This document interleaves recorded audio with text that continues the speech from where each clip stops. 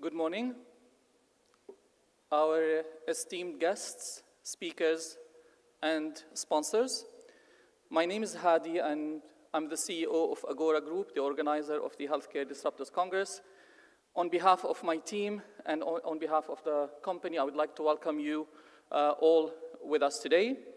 We are honored to welcome His Excellency, Dr. Amin Hussein Al-Amiri, Assistant Undersecretary of Health Regulation Sector at the Ministry of Health. Thank you, Your Excellency, for being with us today. Digitization is here to stay and will continue to revolutionize the way we live our lives and connect with one another. Hospitals and healthcare institutions in the UAE and the MENA region have now realized the importance of their core clientele, the patient. Consequently, healthcare now revolves around the patient and not vice versa. Also, in today's world of rapid technological advancement, appropriate cybersecurity strategies have become more important than ever before. As technologies such as IoT, AI, and ML continue to advance, so do cyber attacks and cybercrime. Nearly all businesses, regardless of the size, are vulnerable to cyber attacks, highlighting the importance of implementing cybersecurity strategies and policies in the healthcare industry.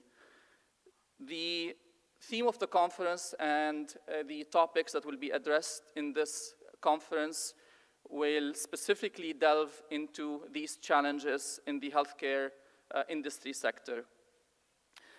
This event aims to significantly contribute to the advancement of digitization and implementation of disruptive technology in the Arab world by providing a unique platform that connects regulators, business leaders, government officials, and disruptors in a cutting-edge conference agenda that will discuss the ideas that are shaping our future. We're also proud to announce as a company that we will be expanding our services, our series of events outside of the UAE. We started this year, we hosted a series of events. We've hosted the Healthcare Disruptors Congress in Riyadh earlier this year. We hosted the Global Blockchain Congress in Southeast Asia, in Vietnam, and cybersecurity in Kenya, in Africa. Next year, we are introducing a new event called the International Health and Wellness Tourism Congress with the support and patronage of the government of Germany, Düsseldorf Tourism Board. It's going to take place on June 8th and 9th, and you're welcome to ask me for any more information about this. I would like now to introduce Dr. Mazen Al-Ghadir. Mazen, please. Thank you.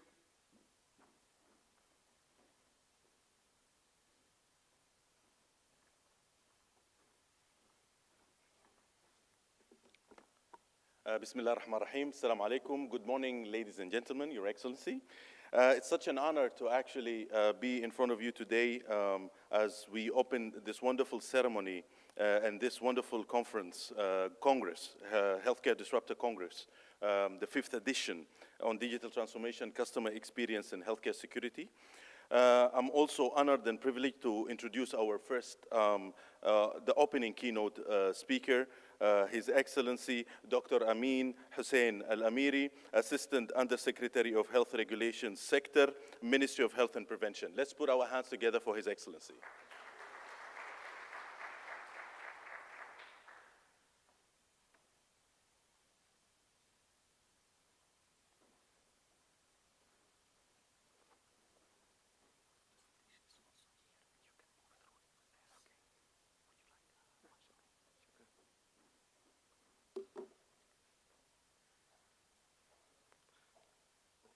Bismillah ar-Rahman ar-Rahim. Wassalatu wassalamu ala Sayyidina Muhammad wa alihi sahbihi ajma'in. Good morning, ladies and gentlemen. It's my profound honor and it's my pleasure to join you today at this conference. For sure, the healthcare sector needs strong management, strong policies, needs a government support. What do you think that this could be managed? In which way? And what is the best way is to be the best country in terms of healthcare services. This question could be raised to anyone, but rarely the countries will manage to have an ecosystem. Rarely the countries will manage to be well connected with the international organizations and with the international health bodies worldwide. And rarely you will get, they have interconnection with different sectors and mainly with the community, and to address the need of each single people in their country. And therefore, here comes the prosperity and the success of each single country if they do manage their healthcare sector and ecosystem. We are so proud that the government of UAE is one of the top leading countries worldwide, that they believed in ecosystem in terms of healthcare, policies, systems in general. And therefore, this is the policy which is being managed in the United Arab Emirates among the top countries worldwide. And here comes the reason behind the success of healthcare sector. I'm quite sure 2020 until today was the good example, an experiment for each single country, either to survive or to fail. COVID gave us a big example. A big exam, COVID took us to examine the real power of each country in terms of healthcare sector. Therefore, we succeeded. We were in the top of the countries. We were number one in number of the vaccines provided to the UAE community, this beautiful country. We were number one that all the people, Emiratis, non-Emiratis, even some of the visitors, 10 million people, got more than 4 dosage of vaccines. Even the booster dose has been covered, huge number of the people in this country. We were number one that we exceeded the expectation of the worldwide countries and organizations in number of PCR testing, which was done for each single person free of charge. We are number one that we succeeded to provide cure health medications, the most innovative medications to the people, COVID-positive patients, free of charge. This has been an outcome of the exam which it came to all the countries worldwide during the COVID situation. Therefore, UAE, your country, was the best. And you have to be happy and lucky that you are living in this beautiful country. This is the ecosystem that we manage with each others. We manage internally at the Ministry of Health and Prevention. We have a strong ecosystem policy with all healthcare services or healthcare providers under one umbrella called Emirates Medical Council, chaired by His Excellency the Minister of Health. And we have all the members, our ministry, Dubai Health Authority, Abu Dhabi Department of Health, we have Emirates Health Services, we have the medical division at the military, Ministry of Interior, Presidential Office Management, which they're managing a number of the hospitals, and not to forget the private sector, which we believe very strongly in private sector. And private sector, it's a leading healthcare services now in the UAE. And this is very healthy, that we allow the healthy competition between government and the private. And we manage this to cover the need of each single stakeholders, the community, the people, the students, the parents, the companies, the private sector, and we follow our vision. Third will be the vision. Fourth, there will be the vision of the UAE. Maybe you are seeing here Vision 2021. You know that we were the only country in the world that we planned for 2072. And maybe someone will ask me, why 2071? Sorry, 2071. Because by 2071, we will be completing 100 years of success and prosperity. The date of independence of United Arab Emirates was December the 2nd, 1971. By 2071, we'll be completing 100 years of success and prosperity. We planned for the healthcare services, and I'm so proud to say that I was chairing the Strategic Higher Committee of Health for 2071 in the country. Myself, all the health authorities, led by my minister, we were able to sit with each single person in the UAE to understand what is his need, what he needs 20 years, 50 years later. We had sessions with the students. We had sessions with the university students. We had sessions with the handicaps. We had sessions with the private sector. We had sessions with our stakeholders, the private hospitals. We had sessions with our stakeholders, the parents. We did a strong policy to cover the need of UAE for 2071. And this is the country that you should believe on and you should bring your investment, because we are depending upon new innovations. And we manage always with international organizations such as World Health Organization, United Nations, FDA, EMAN Europe, TGA, and the Arab League, and the GCC Medical Council. I'm quite sure you know that we are the only country that you, as a human being, as inhabitants of this beautiful country, you have an access to the most innovative drugs once it's being approved by FDA or EMA or TGA or MHRA. We are the top country that we have 13 number of vaccines registered. None of the countries in the world, 13 number of the vaccines is registered, either given full registration or emergency authorization use. It's only UAE, 13. We were the first country in the Middle East to produce our own vaccine called Hayat Sinopharm. It's a strategic partnership between Sinopharm and Julfar and G42. And therefore, the UAE helped a huge number of countries with our own vaccines, and we succeeded to shift strongly and fastly to the biological medicine. Innovation, it's something that we should believe on, and we should believe that this is the future. This is the main three pillars of the innovations, advanced innovation, which this is a framework of the United Arab Emirates. I will touch only on the main pillar, human, which is centric purpose. We have a center focus on the individuals, and the life, well-being, it's very important to the government of the UAE, and therefore this is circled on red. This is our target, this is our task. And therefore, to support the innovation, we should have the framework, we should have the regulations, we should have a base, we should have our regulations to adopt the most innovative ideas, the most innovative initiatives, the most advanced R&D, and to concentrate on the clinical trials. For the last 5 years, UAE became the second after Israel in the Middle East to be on the top of the list of the countries after Israel in number of clinical trials being performed here in the UAE.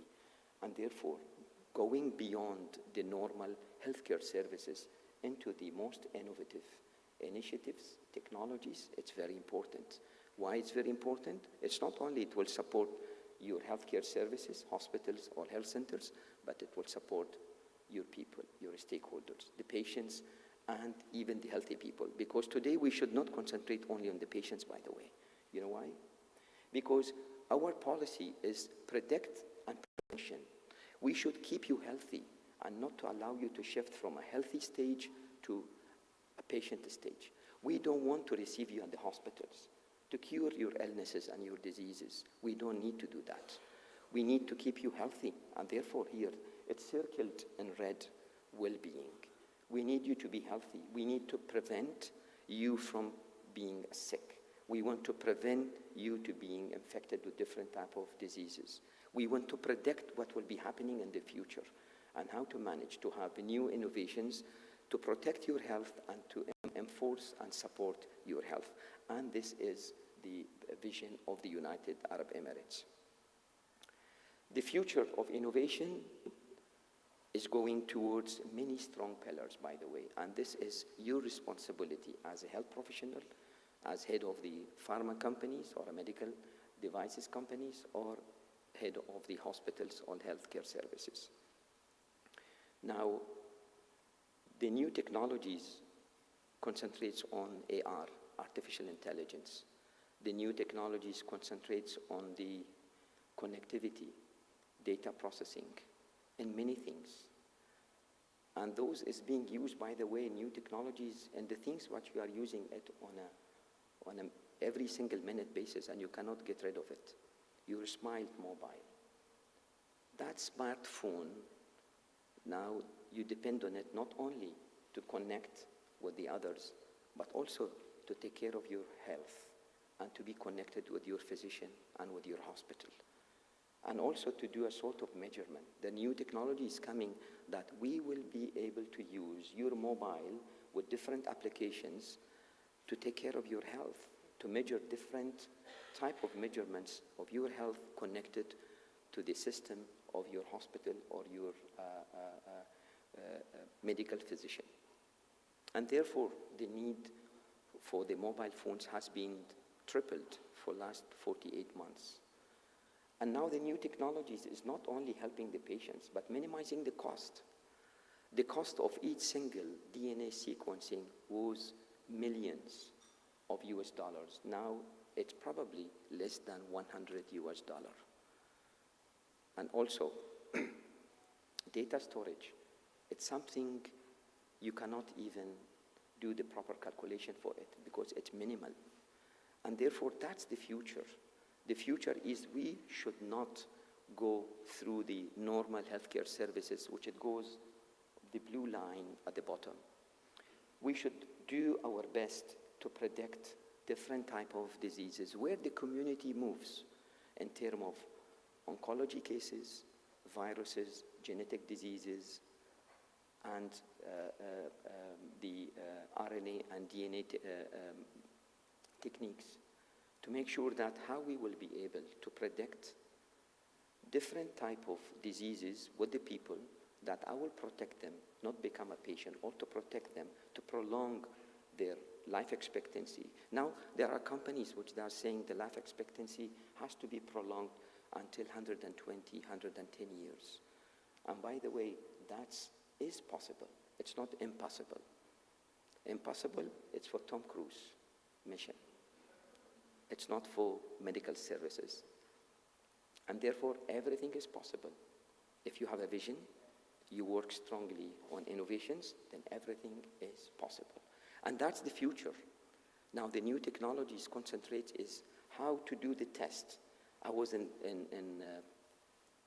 San Diego and visiting some of the medical companies, which they are doing R&D on the pharma industry. And we found one of the companies, without mentioning the name and doing a marketing for them, that they are selecting a single cell. Now, for example, if today I have a cancer patient with ovarian cancer, and there is 3 types of different drugs for the treatment of ovarian cancer, may the doctor, the oncologist, will start with type 1. 2 years later, if did not succeeded, he will shift type 2 and type 3. The patient became as the experiment to use the drugs. With the new technology, a single cell with a small device costs $1,000 US, only $1,000 US. We will be able to separate a single cell of human being, drop that drug on it, and test on the lab, does this drug will suit this patient, type 1, type 2, type 3? Before putting the patient at risk of testing, we can, in the lab, within 48 hours, define which drug will suit this patient. This is the new innovation. This is something that we are looking forward to introduce it in the UAE. And therefore, prediction and prevention is very important, that we should go so fast, similar to the high technologies, which I gave an example as the mobile phones.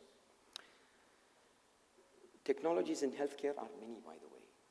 It's not just thinking of AI. Do you know which country started with AI in healthcare services, at least in the Middle East or in MENA region? It is in UAE. Do you know which year? It was 2018. And you know when? During Arab Health. We announced the first country in the Middle East or in MENA region, we introduced AI to read the chest x-ray for the newcomers whom they will come to get the residency to the UAE. Now we are using AI to read the chest x-ray to avoid human errors. Do you know human errors? That the radiologist or the doctors, whenever they read the chest x-ray, if they do mistake, positive case of TB will pass. But AI will not do mistake. We are since then using AI. By the way, we are using AI in different type of technologies. Using of AI is on the top of priority of our government. Robotic surgeries, we were the 5th country in the world to introduce Da Vinci in Al-Qasimi Hospital. Now it's available everywhere in the world for the heart surgery and urology surgery. Wearable items, your watch, there is Apple Watch, there is other companies, and the mobile phone. We are using now those technologies to help you and be connected with your family physician. Smart hospitals, how we will be able to do that? We are doing that now. Now through your wearable items, mobile phones, you are connected with the hospitals. During COVID, we succeeded to put a sort of border between you and the hospital and not to allow you to be exposed to the harm of communicable or non-communicable diseases whenever you visit the hospitals during the COVID period. And we succeeded to provide you with health, medication, consultation while you are at home or at your office. And this is supposed to continue, as we call it smart hospital, or we call it the tech health, that we provide you with health. You will be able to do your vital sign test, you do different type of tests at home, connected to your PC or your mobile phone, forwarded to the system, and you will get the consultation from your family physician or your concerned doctor, and also the modification of the drugs. We will be shifting very strongly for last 8 years to the personalized medicine. And you know what's that? It's like a compounding pharmacy. Is that each single patient, the drug which it suits my body probably will not suit you or her, he or her. And this personalized medicine, it depends upon genetically my body. And therefore, that's the future which we are concentrating on.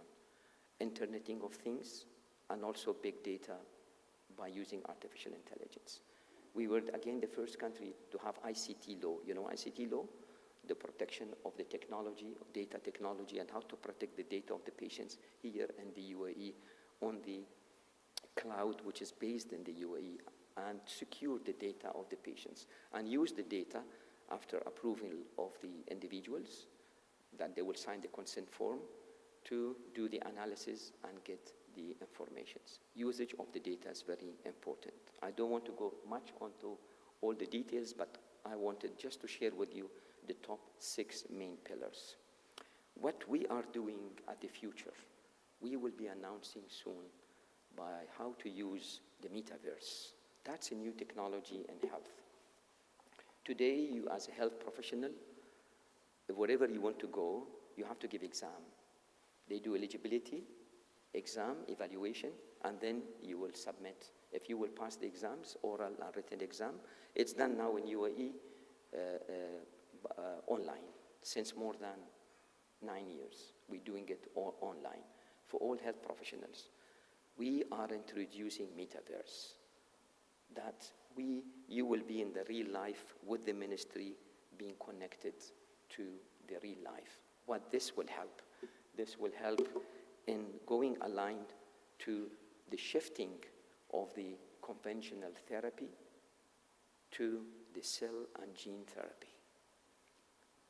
Before we used to use the small molecules. Today we are using small cells, single cell, as I said, DNA, RNA sequencing. And before we used to do different type of chronic therapies. Now we are shifting into one-time treatment. How to manage to provide an effective treatment to each single person as per his genetic,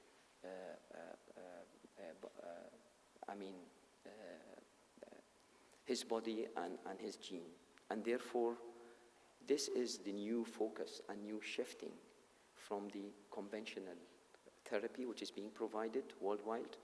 Now in my country, we are working very strongly in shifting to the cell and gene therapy.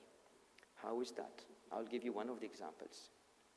Today, there is something called CAR T cell. What's this? You know, human beings' blood contains how many components? Who knows that? Who's a physician here? None of you are physician?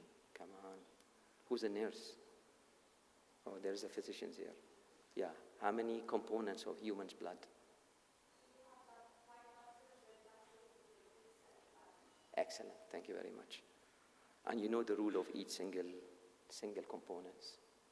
Now, what they are doing now, they are separating the white cells from the rest of the blood components and goes back. There is a machine called apheresis. Apheresis, we collect platelets, give the rest of the components back with the anticoagulant, or we take white blood cells and we give the rest of the components back, or we take the opposite. We take red blood cells and we give the rest of the components back to the human's body automatically with closed system. Now, the new technology is to use the human white blood cells. And those cells, including T cells, because white blood cells has different, white blood cells, it's the protection of your body against any enemies, viruses, bacteria, germs comes to your body. It's like a soldier's military guys in your body. And therefore, they have T cells, lymphocyte cells responsible of your immune system. And therefore, if AIDS virus comes to human's body, the first target of AIDS virus is T lymphocyte cells. And therefore, the AIDS patient with no immunity because they don't have T lymphocyte cells. And their opportunistic diseases comes to their body, any type of disease, and therefore they die. Therefore, we have to boost their immunity because they don't have T cells. Here we take T cells through the white blood cells. And they try to do a sort of modification to put a sort of a gene, we call it a gene therapy, to produce new CAR T cells. And these new CAR T cells, they will try to do like cloning or multiplying it to the millions of CAR T cells. And those CAR T cells will be responsible to fight against the cancer cells in your body. And it will be re-injected to the same patient. We call it autologous. Which, you know what's the meaning of autologous? Autologous, it means your blood to your own body. And this autologous, it means my immune system will not reject that newcomers to my body. And re-inject that cells in the patient's body, that CAR T cells will fight against the cancer cells, kill them all, and remain in the body, that it will be sort of protection. The same person will not be infected with any type of cancer cells. This is the technology which they are using now worldwide, and we are introducing it. One of the technologies is being used with all of us. It is mRNA. You know, the vaccines of mRNA which is being used, very active and very safe. I'll conclude my presentation in letting you to understand what is the future. This is the thing which I said we work for 2071, 50 years from 2021, which we work together. What we would like to concentrate on, main 8 pillars. If we will talk about smart and innovative healthcare services, then preventive care, healthy lifestyle, which I was concentrating on, it's very important. And this is your responsibility to concentrate on such categories and such policies. And their personalized healthcare services, advanced digital, and patient empowerment. If we will go to doctor of the future, and as I said, distance treatment program and smart hospitals, personalized medication and biological and genetic medicine, which is the future. Mental health under the public health vigilance, it's one of the top priority of the World Health Organization, and now it's compulsory mental health to be in each single hospital or a health center. And not to forget, it's very important, healthy environment. None of the environments will be healthy enough unless if you will have R&D programs, clinical trials, and you have environmental health in your country, and occupational health, and to make sure that all the regulations, all the policies supports such programs. And such programs, by the way, can be implemented alone. It's not the machines will do that for us. It's not the regulations. It's not the hospitals. It's not the medicine. There is something behind. Who knows that? There is something behind that leads to the success of healthcare services and to the prosperity and to the high advance healthcare services in each single country. There is one thing behind. It's your brain. It's you as an individual. Therefore, highly educated people, highly motivated people, the people with high initiatives, with high innovations, the people with high minds, suggestions, ideas, whenever they go, they do changes. Therefore, the talented people is the one which we would like to have them here. In different fields, by the way. Health professionals, technology, medicine, private sector, the companies. And therefore, this has been stated by His Highness Sheikh Mohammed bin Rashid Al Maktoum, Vice President, Prime Minister, ruler of Dubai, that we believe in people. It's you, by the way. You are the one which we believe in you. And therefore, we would like you to invest in this beautiful country, the United Arab Emirates. Your investment is not by your wealth. Your investment is by your mind, your ideas, your initiatives, your suggestions, your brain. This is the real investment of the human being to the country.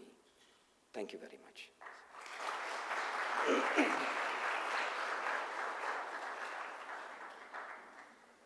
I don't mind to get a couple of questions before reaching the other conference. Each question will cost you 1,000 dirham. Thank you, Your Excellency. You pay cash or credit card. So we are open for questions. Thank you, Your Excellency. Please ensure that you introduce yourself and direct the question. Am I seeing any hands up? There you go. So, Doctor, if you can just introduce yourself. Good morning, everyone. Thank you, Your Excellency, for always these enlightening presentations. My name is Dr. Muhaymin. I'm the Chief Executive at the United Emirat, part of Mubadala Health. I would like to learn from you the UAE's perspective on the role of private sector in digital transformation in healthcare. How do you see this as a government and regulators? What do you see the role of the private sector in this digital transformation? Thank you very much. By the way, now today, the word of private sector is very wide. Private sector could be pure private and could be semi-governmental and could be private with an arm of, a company which it belongs to the local government. And therefore, there are four categories of the world called private sector. In our belief, nothing calls private. All of us, we work as integrative workplace, as an ecosystem. And our belief is the private sector, it's a part of the government, part of us. Because without the private sector, we cannot succeed to work, and we cannot continue in providing the highest quality of standards and highest quality of cares. Then data protection, usage of the data, as you said, through the private sector, it's controlled under the ICT law, which is being released in 2019, and it has been well managed.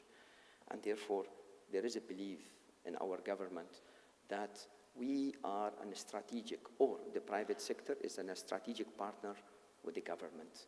And therefore, once we had the government summit, which it used to be organized in Abu Dhabi every year, a big part of the participants were from many categories: private sector, the local government, the federal government, and also our stakeholders from outside the country. Because today the private sector, by the way, may you believe it's the private sector which are based in the UAE. No. Private sector, even if they are based abroad, outside the UAE, they are our partners. We have huge number of programs is being managed with the private sector, which they are based outside UAE. And therefore, we believe in managing strongly with the private sector for the data analysis and usage of such data. Thank you. Thank you, Your Excellency. Okay, one more. Excellent.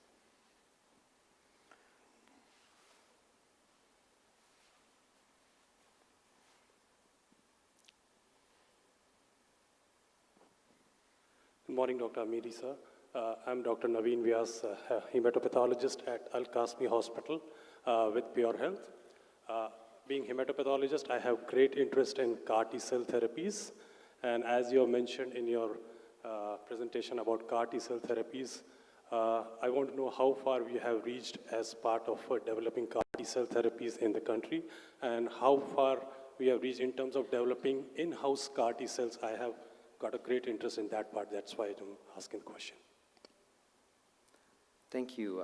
Your question is very technical. I don't know if the people here, all of them, they understand technicality. Please sit down of the question. Now, usage of the CAR T cells is being managed with the international pharma companies, and especially the companies which they are much advanced in gene therapy. Let me mention one of the names. Illumina is a company which I visited during my participation in biotechnology conference in San Diego this year. That was in August 2022. Illumina is managing, by the way, they have a base here. They have a regional office, and we will be inaugurating their office on 8th of September, of November. They are managing to use the CAR T cells and fighting against the cancer cases. Now, the new technology is that each single patient, whenever it has been diagnosed at his hospital, his blood sample will be sent abroad to that R&D center. They have two centers. They have one in San Diego, and they have one in one of the European countries. And the blood sample will be analyzed, and as I said, it will be produced, the T lymphocyte cells with through the white blood cells. On the surface of it, the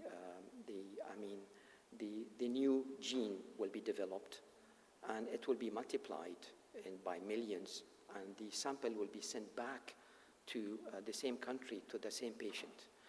And the treatment has to be managed with the oncologist at the hospital, which it means the CAR T cell will not be produced for the time being in any of the countries unless if you have huge, big size of the R&D labs, and they have the capability and ability to produce the CAR T cells. And therefore, the blood will be sent outside, CAR T cells will be produced autologous with the autologous policy, and the CAR T cells will be sent back to be infused on that human's body here in the UAE.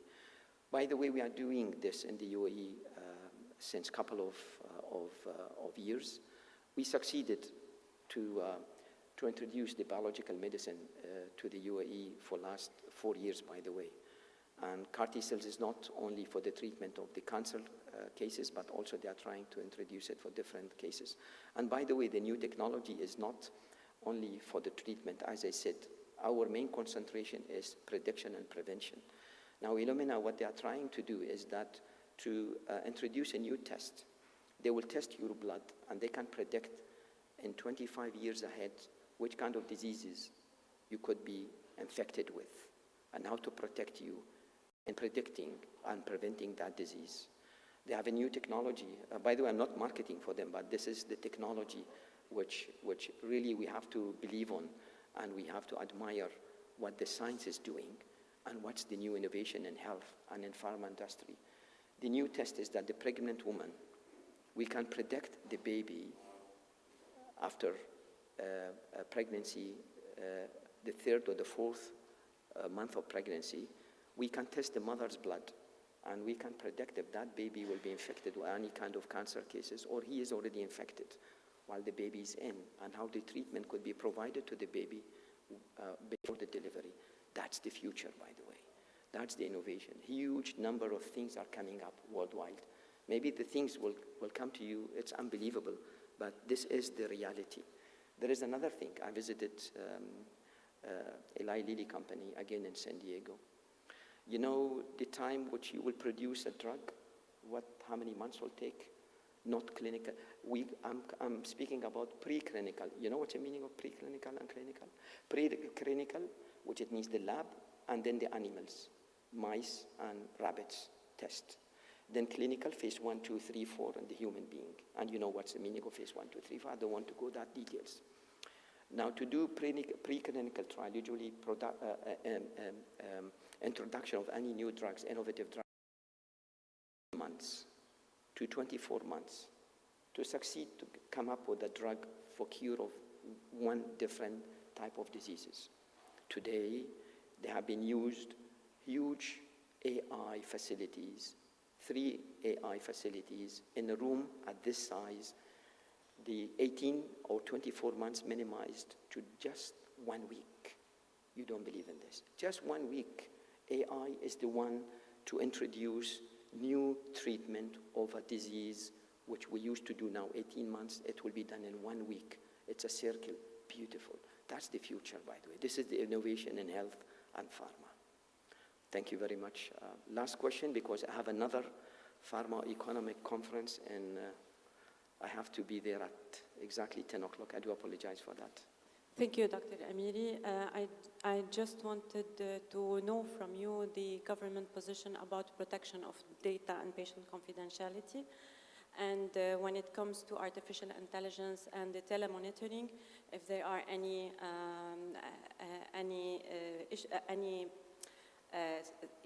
measures that the government is taking in order to ensure patient safety. Thank you very much. I said earlier, there is an ICT law which was released in 2019. By the way, all our laws, regulations is available in the website of the Ministry of Health and Prevention. By the way, none of the laws, regulations will be released without managing with health authorities and private sector as our stakeholder. And therefore, we will come up with the most integrative law and procedures in the UAE. All the laws, it is in Arabic, in English, and also in Urdu. It is translated to Urdu. It is in the website of the Ministry of Health. You can read the law. The law of the ICT released in 2019, and it protects the protection of patients' data here in the UAE to be managed. And if it will be stored on any of the clouds, it's compulsory now. The cloud has to be controlled, managed, secured by the cybersecurity authority, and the cloud has to be in the UAE to protect the data.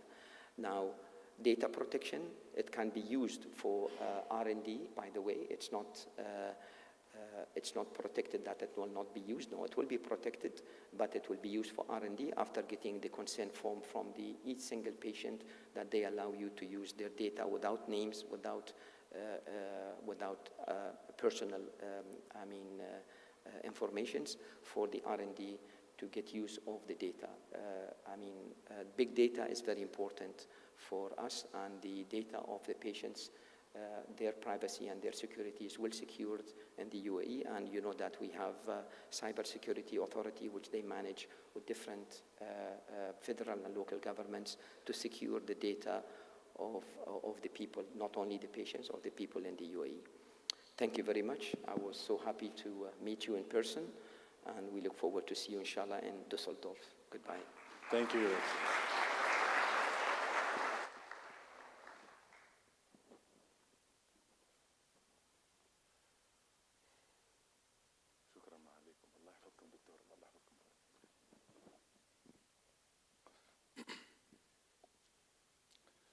Thank you, Your Excellency, for inspiring us with a very informative presentation, starting the Congress with disruption in healthcare in the UAE and how the leadership of the UAE and the leadership of the healthcare professionals are disrupting the healthcare strategic ecosystem. So I have a couple of maybe apologies. Number one, Her Excellency Dr. Maryam Mohammed Fatima Matar, founder and chairperson, UAE Genetic Disease Association, due to an emergency, last-minute emergency. Hence, we will actually go directly to the next presenter. And also, Reem Al-Aridi, co-founder and managing director of Agora Group, the hosting, who are actually the the minds behind this wonderful Congress. Also apologize to you due to an illness in the family. So I wish them both well. So let's remind ourselves, thanks to our organizers and our sponsors for the wonderful organization of this Congress, and thanks to the host as well for hosting us in this beautiful hotel. Our next speaker will take what His Excellency has laid out further. As we've gone from the strategy perspective and some of the most important achievements in the UAE, I would like to introduce our next speakers, who's going to talk to us about the role of digital in transforming healthcare. Fadi Kadadihi, Healthcare Digital Commercial Director in GE Healthcare Middle East, will entertain us for the next 15 to 20 minutes. Let's put our hands together to Fadi.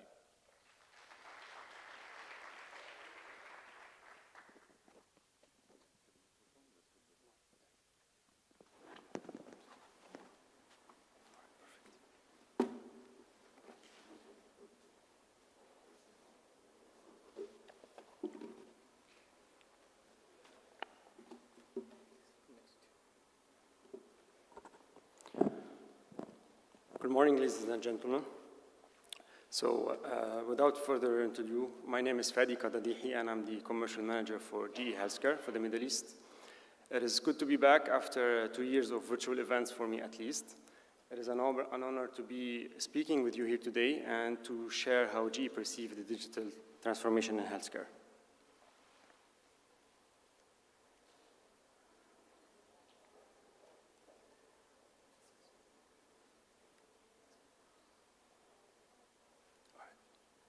This one. So how to enhance patient experience, right? So probably this is a topic that most of you have already worked on in the future. And maybe some of your superiors have requested you to focus on those particular topics. And you will hear about this patient experience from our different speakers today, each in his own industry and his own experience. So in order to focus on this and to answer this properly, you need to put yourself in the patient shoe, right? So you need to understand the patient journey. So everybody, whether they are from a technology developer for solutions or hospitals or organizations, they have to build their solution to be more patient-centric and focus on the patient care pathway. So you've all heard of virtual hospitals, cloud hospitals. So when we're building such hospitals, you need to stay course of what matters most, which is the solution and the hospital being patient-centric, secure, integrated, and interoperable. So that healthcare professionals in all their aspects will be able to focus more, which is on the patient, their time on the patient, instead of worrying about the day-to-day tasks and activity they have to go through in order to achieve that. So the only way to do that is to transform this solution and to automate activities and equipment which healthcare professionals uses by solid clinical decision support, which will allow them to be more free with their patients, and it will allow also patients to be keen on what's kind of treatment they will go through as well. Now, definitely last 2 years wasn't easy with the COVID and the problem that we had to go through with the long distances. But if you think of that, it somehow was positive when it comes to digital transformation in healthcare. So it accelerated the pace on adapting such technology. Some of that we could talk about the teleradiology and the telemedicine in particular, which was not very acceptable with the community before COVID, and now after COVID, we can still see that this is kind of treatment that some of the patients will go through, maybe not in a pure clinical, maybe when it comes to psychological needs or support, this is something that's still going on, and this opened the door also for remote reading as well as the virtual sorry.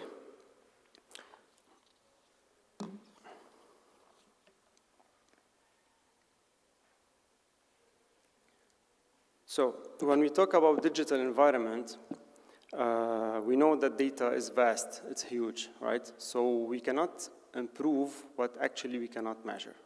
So today, healthcare organizations, whether they're private or public, they have long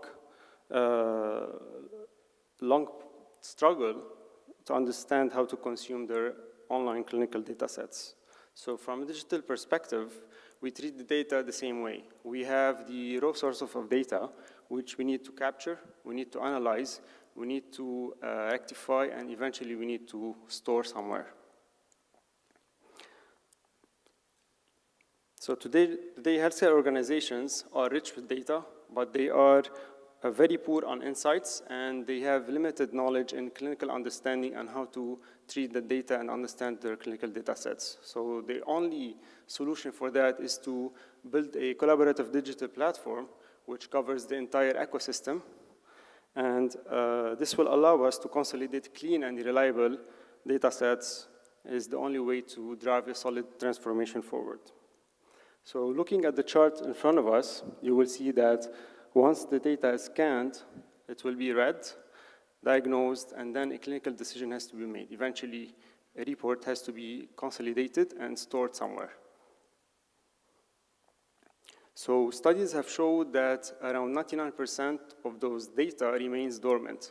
So none of the healthcare institutions are actually benefiting from this data, which will allow us to focus and to predict diseases that the patient could happen to him in the future before it happens. So in order to do that, we need to focus on solutions that will allow us to understand the data, to consolidate them in a way so that we can build technology going forward.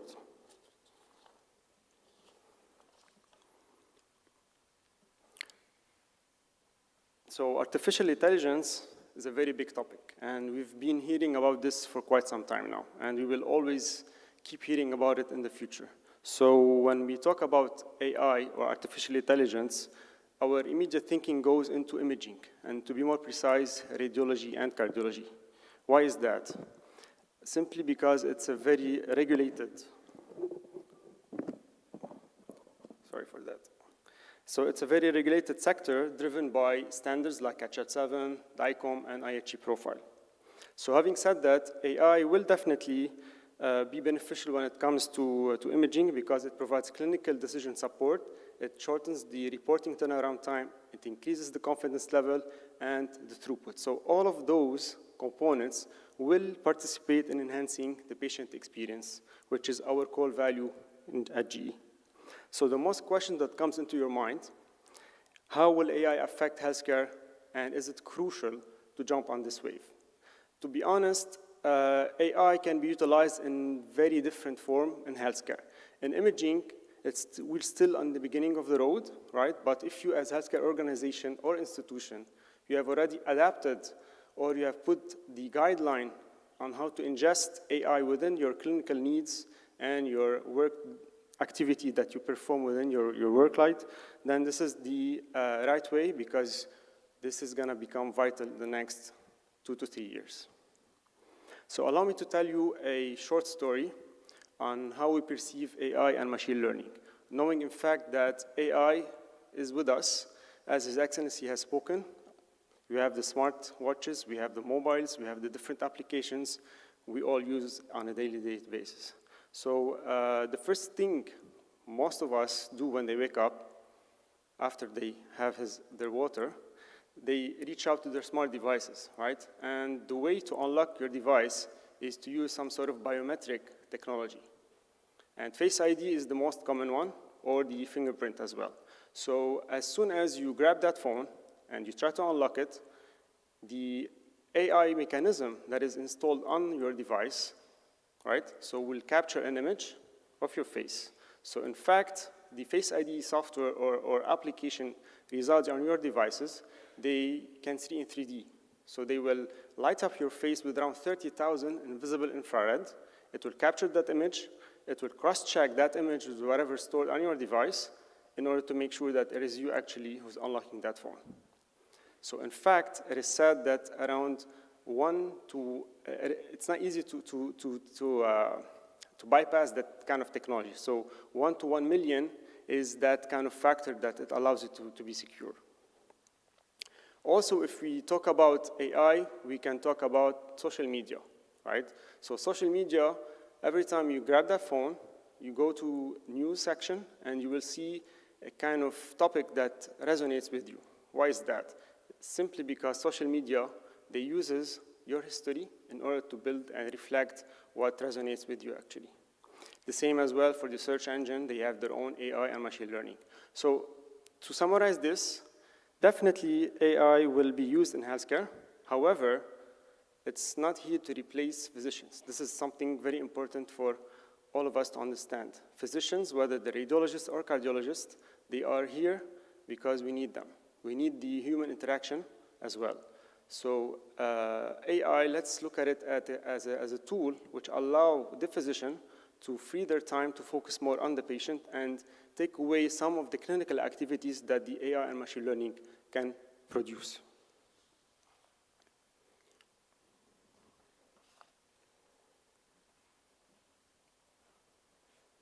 So technology is the biggest driver for many disruptive innovation in healthcare, right? So every aspect of healthcare, they depend on some form of technology. We have the consumer devices, wearable, and smart applications. So imagine this. What if public health leaders could gather data from multiple devices, such as thermometers, smart thermometers, or smartwatches, or any consumer devices that we're carrying on a day-to-day basis. And then we can extract that data and discover disease cluster, right? So this will provide effective patient care. We also have the AI and the machine learning, which will always be a key factor to drive healthcare and the transformation of healthcare further, in addition to the big data and the EHR solutions as well. Now, talking about blockchain, probably this is a new technology or emerging technology when it comes to healthcare. So allow me here to give you a small definition of what is blockchain for anybody who's not very keen or familiar with this terminology, right? So we've all heard of blockchain being used in other industries. Now healthcare are adapting and adopting this kind of technology when it comes to the blockchain. So blockchain is a decentralized digital public ledger. So think of it as a machine or a tool that gathers data from multiple computers, right? So that in a way, all of those transactions cannot be altered retroactively without affecting the entire data or the entire sequence of data. And being an emerging technology, which is applied for creative, innovative solution in various sectors, including healthcare.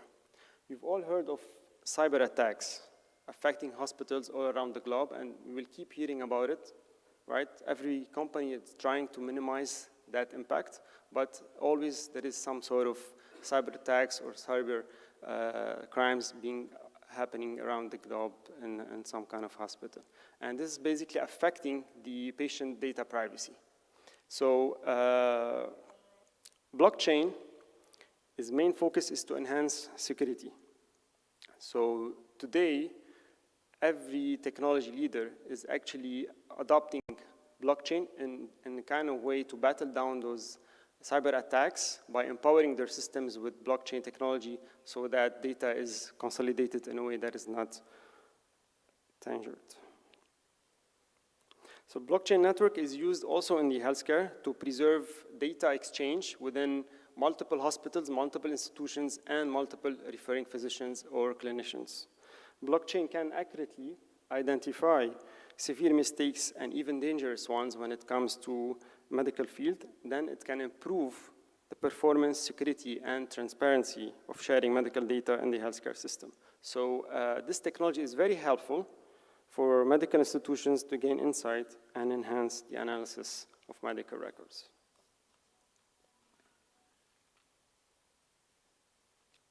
So studies shows that around 27% of the time the physician spends is only on the patient. And the rest of that is basically focused on different applications he has within his hands.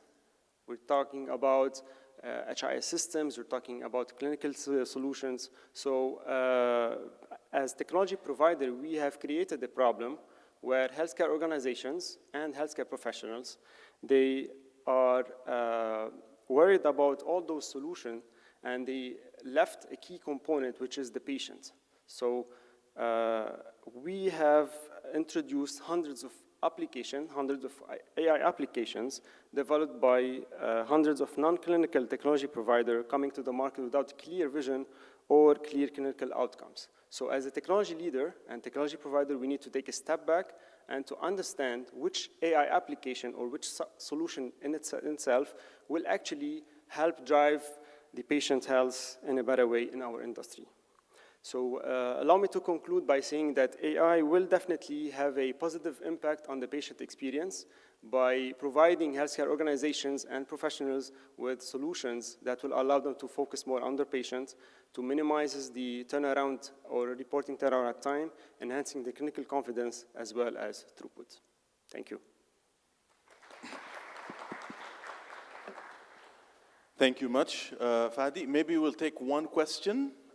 Rules of the game, introduce yourself and ask the question. Hello, my name is Harpreet. I work in the digital health team in Department of Health, Abu Dhabi. I thank you for the presentation. It was very informative. I've been in this industry for a very long time, and for me, I have still not found a convincing use case for blockchain in healthcare. In your experience in other regions and countries, what initiatives you could tell us about where the complexities, so where the benefits outweigh the complexities of a blockchain and where other conventional technology could not cater to the needs and blockchain had to be the solution? Your response would be very enlightening for us. Yeah, thank you. So as I said, it is still an emerging technology when it comes to healthcare. So some companies like Microsoft or Google, they have already adopted that kind of technology within their industry, and they also play a big role when it comes to healthcare. So some of those components are still being studied, and it's not very accurate on how we'll have a positive or a negative outback in the future.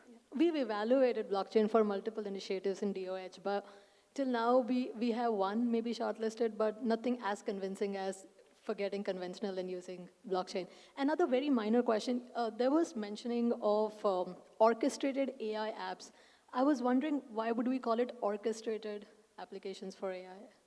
So Orchestrator is basically a platform where you plug in multiple AI applications, whether from GE or any other vendor. So we do the preclinical test, we consolidate that kind of algorithms in order to make sure that, so think of it of taking away the pain and the hassle that the hospital they have to go through every time they want to acquire a new AI. Okay. So we utilize our orchestrator, our ecosystem, to plug in any AI application, and we work with hundreds of companies like that. And these orchestrators can be non-AI as well, right? Non-AI apps? Sorry? So we also are looking at some orchestrated solutions specifically for patient applications or provider-related applications.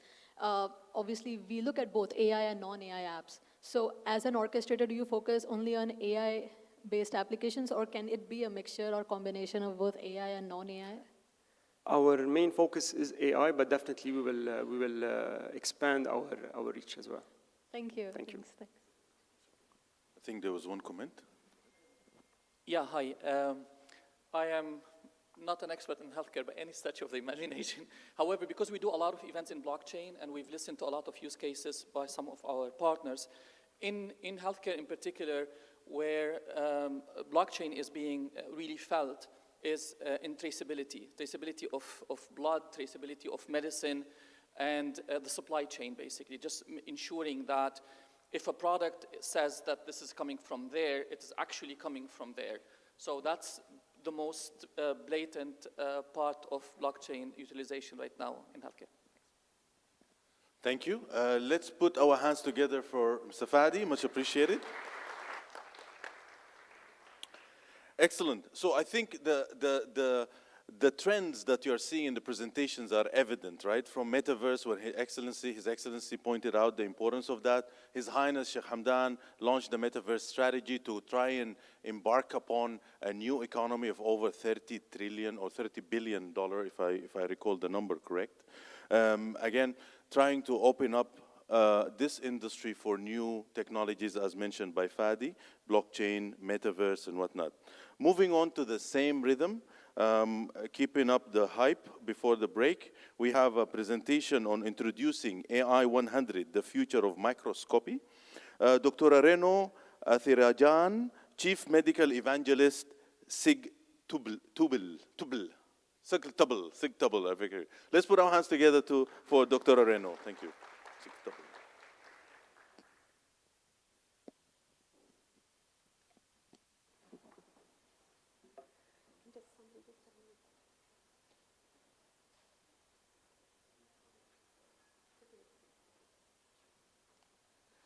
Very good morning to everyone present out here today. Definitely consider it a privilege to be here with you. I'm Dr. Renu Rajan.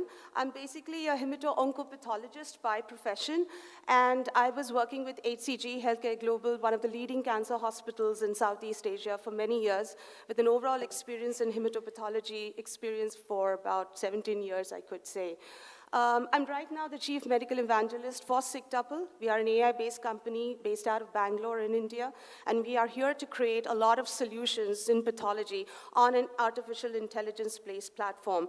And I'm here to tell you today that why it is actually a necessity, coming from, an era where there was no digitization and AI, and, being in that transition, and today, where we are in a world with digital, I would like to show you a couple of examples and also a little bit about the product that we have created, which I'm sure will revolutionize and also transform both the digital and the clinical and overall the healthcare space.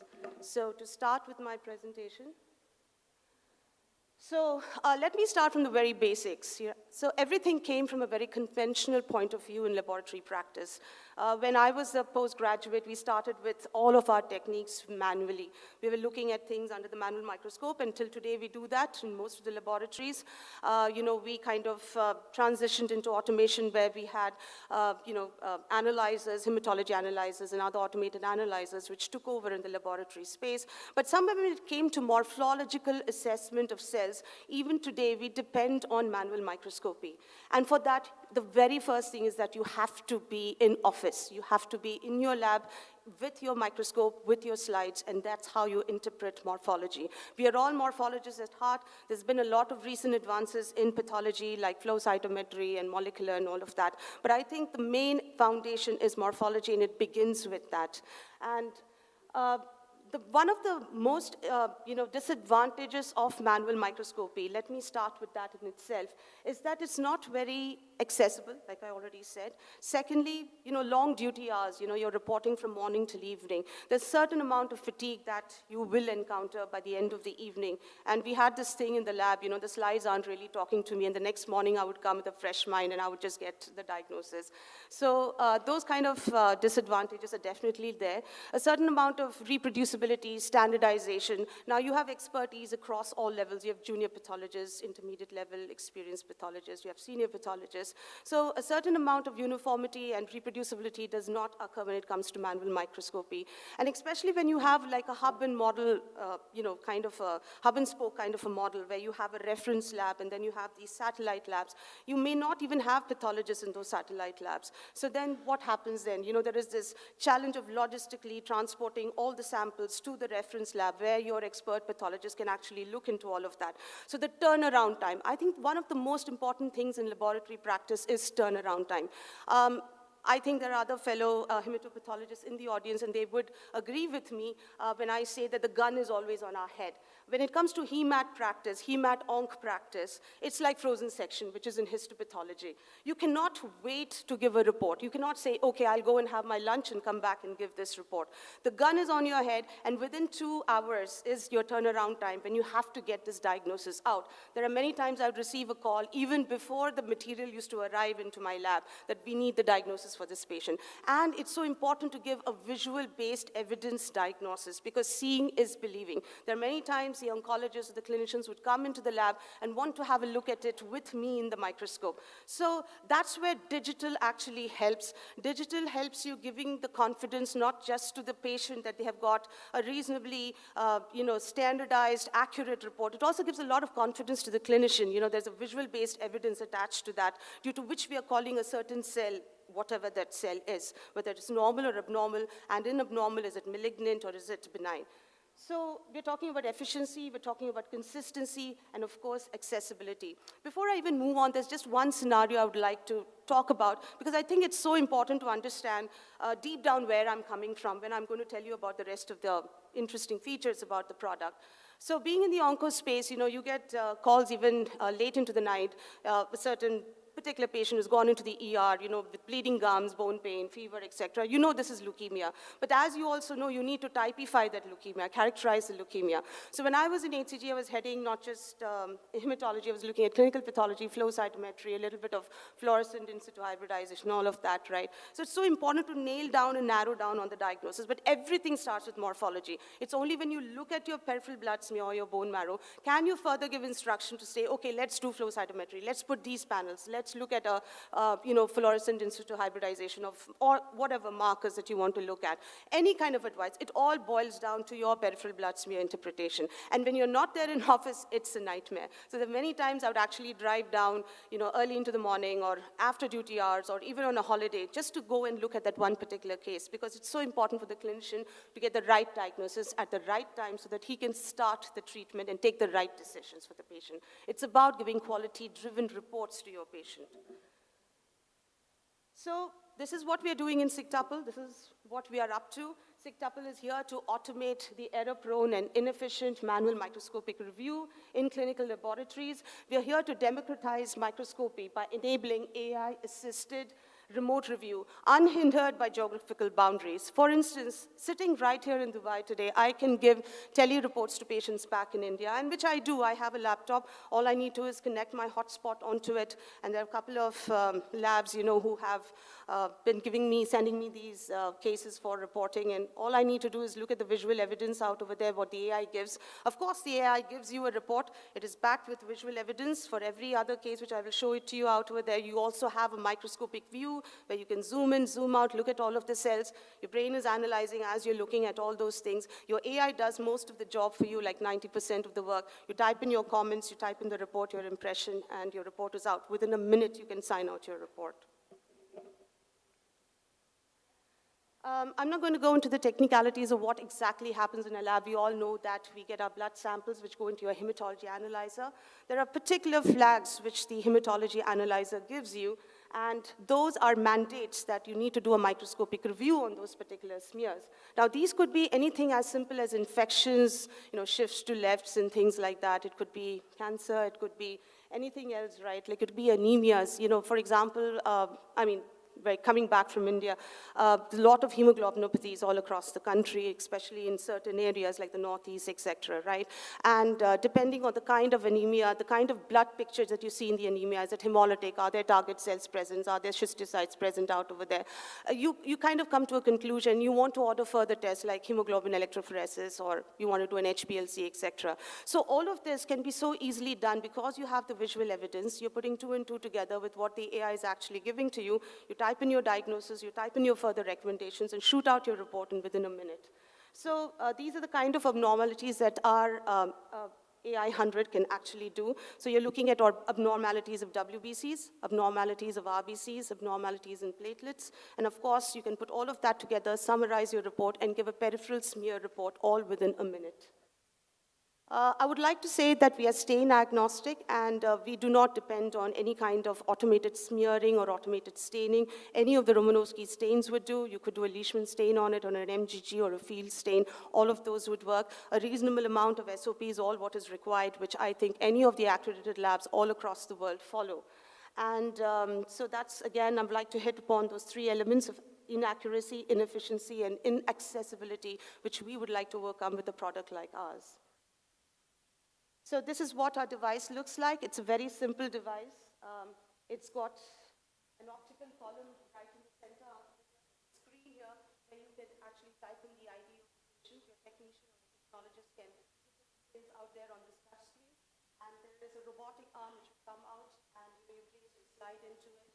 Like I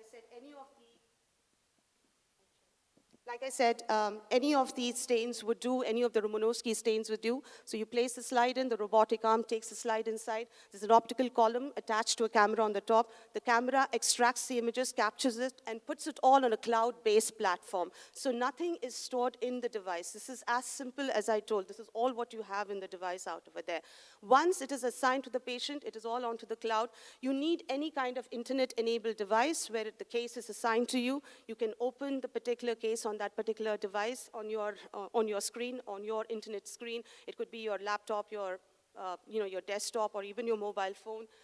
Go on to that and just see the reporting platform. Look at the image-based evidence given by the AI and the report given by the AI, and just sign it out. Add your comments and just sign it out. So this is how, this is called as Mandara. So this is how our reporting platform looks like. As you can see, you have a lot of tabs out over there. You have the summary, the WBC, RBC, platelet, and the microscopic view. We also have a quality assessment tab which tells you whether the smear was optimal or your staining was optimal, or even if your sample was degenerated or not. So you have all the quality monitors out over there.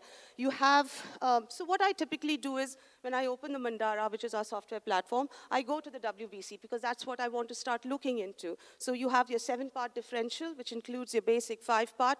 You also have your immature granulocytes. You also have your abnormal cells, atypical cells, and blasts. Your cancer cells, you also have your NRBCs in this particular tab. Now you have your absolute counts, you have your percentages, and what's really important is you have the visual evidence. So even if I do not have the smear with me, I'm sitting right here, right now, and this case was assigned to me, I do not have a problem. I have enough confidence to report this, because as you can see out over here, the AI has highlighted the atypical cells or the blasts are so many percentage or whatever, but it's also giving you an absolute count of 431. You'd actually get the pictures of all the 431 cells. So you can just, with a very simple scroll mechanism, keep scrolling up, and you will be able to check whether these cells are indeed blasts or not. You also have an edit option. We're not saying that the AI is 100% accurate. There may be 1 or 2 cells with subjectivity due to which a pathologist might want to recategorize into something else. You have an edit option. Just click onto the edit option and call that cell whatever you would like to call it. Or if you feel it's a degenerated cell, you can just chuck it out, put it into a reject bucket or an unclassified bucket. So this is how the scroll mechanism happens. It's as simple as that. 431 cells, you can just scroll in within 30 seconds and you can just look at them. You can just move from one bucket to another bucket. These are your immature granulocytes. We also subcategorize them, subclassify them. Once you're done with your WBCs, you move on to your RBCs. So you give you the anisocytosis, the poikilocytosis as well. Again, with visual evidence. We also give you the grading, which is according to the ICHS guidelines. As you can see, the number of echinocytes out over here. So as long as it's all 1+, I'm fine. Anything more than 2+ and above is considered to be clinically significant. I know that I need to give importance to just that. So as I'm looking at this, in my mind, I'm actually forming a diagnosis. I know that there were atypical cells or blasts. I know that there was a certain amount of shift to left in that one particular case. I can see that mostly they're normocytic, normochromic, my RBC, so my RBCs are all fine. I also have the microscopic view. So this is something which only our company offers as of now compared to the rest of our competitors. This is so that there is, every pathologist wants to see as if you're looking into a microscope, and this exactly enables that. So I'm not just going to give you those patches and say that here you go, these are the patches, and you got to make a diagnosis based on patch reporting. But you also have a microscopic view of reporting. For example, you have 120 fields of view, which is the entire discernible area on a smear, all the way from the feathered edge to the thick area, and that's exactly where we scan as pathologists. And you can see 120 fields of view with a simple button. You just keep pressing one after another. You can zoom in, zoom out. You have a rollover zoom option over there. So if you want to look at that cell, you have the rollover zoom option, and you can look at that cell in close quarters to see the granularity of, even if an ore rod was present in a blast, for example, and you want to categorize that particular cell, if they're toxic granules, toxic vacuoles, even if there were malarial parasites or any other parasites present out over here, you would be able to visualize that and add that in your comment. So now to compare this with one of our main competitors in the market, which is the Celavision, I think most of you would be aware of that. Celavision DC1, we have done a lot of regulatory studies. We have our IVDR-CE certification. We also have ISO certified. We also have filed for our FDA in late May, and we are very hopeful of getting our FDA probably in about 3 to 4 months from now. So coming to our latest results, coupling up all our validations that we have done till now, as you can see, our overall agreement percentage, our sensitivity, specificities are way above 95%. Our overall agreement for the RBC categorization was also around 97% out over here. We give you a throughput of more than 25 slides per hour. This is for blood. I'll come to the urine aspect a little later. It's one device on which you can do multiple solutions. So the same device that I showed you earlier can not only do blood, it can also do urine as well. The solution for blood is named as Shonit. Our solution for urine is named as Shrava. It's less than half the cost of the devices you get in the market, but that's not something which I would like to emphasize on. What I would like to emphasize is on accuracy. As I showed you the image-based evidence, the kind of accuracy, I hardly do any edits. As long as the sample is reasonably well maintained, it is not really degenerated. Your SOPs for staining and smearing is the usual standardized protocols that you have been following. Trust me, the AI will give you very, very accurate results. There'll be hardly any edits that you will have to make when you're actually looking at the reporting platform. So what are the value additions that you will get by having something like this? I know a lot of pathologists will say that, oh, I go to my lab and I can just see the slides in half a minute, and I give my reports. It's that easy for me. But then I think as pathologists, now see, radiology also has, turned digital from a very long time, right? There is AI entering into different areas in medicine, robotic surgery, et cetera, et cetera. Why not pathology? Why not us as pathologists also come out of that curtain? I think it's high time, like we were behind that curtain for such a long time. I think it's high time that even we adopted technology and come out there and took this to, newer frontiers for the future where we make our lives more productive.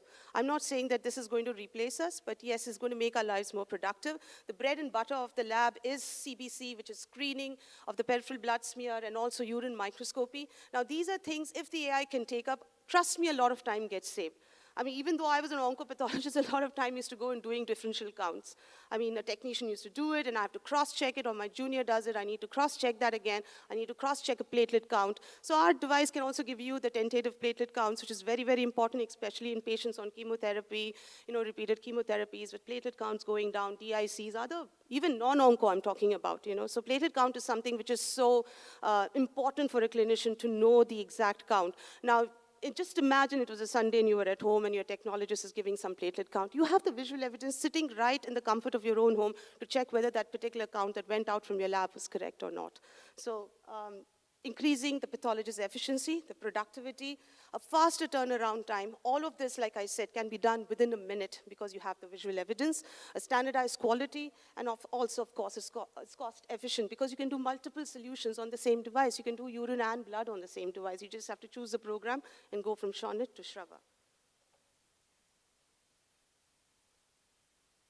So there's another interesting thing that we do give in the form of our reports. Generally, we give a peripheral smear report. We just describe, it's a very descriptive report in which you just describe WBCs, RBCs, platelets, parasites, and your final impression. But here we give you the visual evidence, the supporting images for the kind of report, which is there on the top. So I think that makes it very interesting, and also for the clinician, I think it really matters because of what we talk about, we're actually showing the pictures of those as well. So this is how our signed out report looks like. So it can also be designed for constrained settings. So if you're in a very urbanized school hospital where everything is in place, it's still fine. But what about centers where there is no automated stainer, there's not even a reasonably good technologist who can even create a good smear? You know, this works perfectly well in situations like that as well. So the kind of installations that we've had all across the country, back in India, we have put it not just in cities and urbanized hospitals, we've also put it in rural areas and remote areas where staining could be a challenge in itself for a technologist, and we've got excellent results even with that. But that's how hard we have actually programmed our AI to behave, that it doesn't necessarily has to be the ideal smearing, the ideal staining, and it would come up with an accurate diagnosis nevertheless. So it can be easily deployed in a resource-constrained setting, which does not need an automated smearer or a stainer. You do not need to keep adjusting staining protocols. Any of your staining protocols will work very easily, and it can handle higher workloads suitable for wide ranges of labs, and any lab which does up to 100 CBCs an hour can be a very good potential customer for us today. It can enable telepathology without any incremental costs or expenses. No incremental infrastructure is required for storage. It's completely cloud-based, so all your data is up there in the cloud, and it can be there forever, for infinity. And that data, as you know, is so important, can be used for further research. It can be used for further educative training. You know, for training, for example, it's a medical institution, a medical college. You can actually use those images that you use, or the tool in itself for training, your postgraduates, or also your graduates, your medical students, or also for your nursing staff, etc. So it's a very great training tool. And since it's completely cloud-based, the data access and management, all of that is privacy protected with your password and username. Nobody else can have access. And last but not the least, you can even take second opinions from anywhere in the world. For example, I need an opinion from somebody out there. All I need to do is give access to that particular person, create a username and password. The person can actually give you a second opinion in real time. So it's a very easy transition from manual to digital. It's a very simple, user-friendly software. I don't think anybody will have a problem in actually trying it out, and I think you all should try it out with us, and you'll find it very easy to use, and actually you'll give away your microscope because it's actually fascinating. You have a nice, good monitor out there in front of you, and you just look at the images out there on that, and you have the whole microscopic view as well, where you can just zoom in, zoom out. It's actually a pleasure to use it. So this is about the urine microscopy. Like I said, we do both blood and urine on the same device. The only added cost for urine would be this particular cartridge, because we want to keep it leak-proof, and also the focusing quality. We do not want any drift happening on your wet mount, so we do not encourage wet mount. Instead of that, we give you a cartridge in which you put your centrifuged, or we are actually coming up with an uncentrifuged methodology also for urine sample, which can be added on. And the kind of features that we will provide you are the WBC, RBC, the bacteria, the epithelial cells, cast crystals, and yeast for urine microscopy as well. So looking at the basic two screening tests which are done in every lab worldwide, blood and urine are what we have covered up as of now. There's much more to come, but yes, we have both of these to offer for you on the same device without any other added consumables except the urine cartridge. So this is our team. We are more than a 50-plus tech team, as you can see, consisting of data scientists, software engineers. You have microfluidic engineers, your medical doctors, me and the rest of my team who are back there, and we have our product managers as well. So this is what our team looks like today. And in fact, we have a president for growth and strategy, Mr. Pranit Badani, who's there in the audience.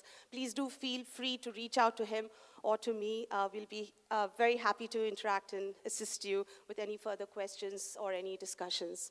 We are very, very serious about our IP. As you can see, we have very notable publications and patents. I'm not going to read them all out, but yeah, we've been regularly on the platform participating in conferences, in seminars, in CMEs, etc. We've also been conducting a lot of that back in India and abroad.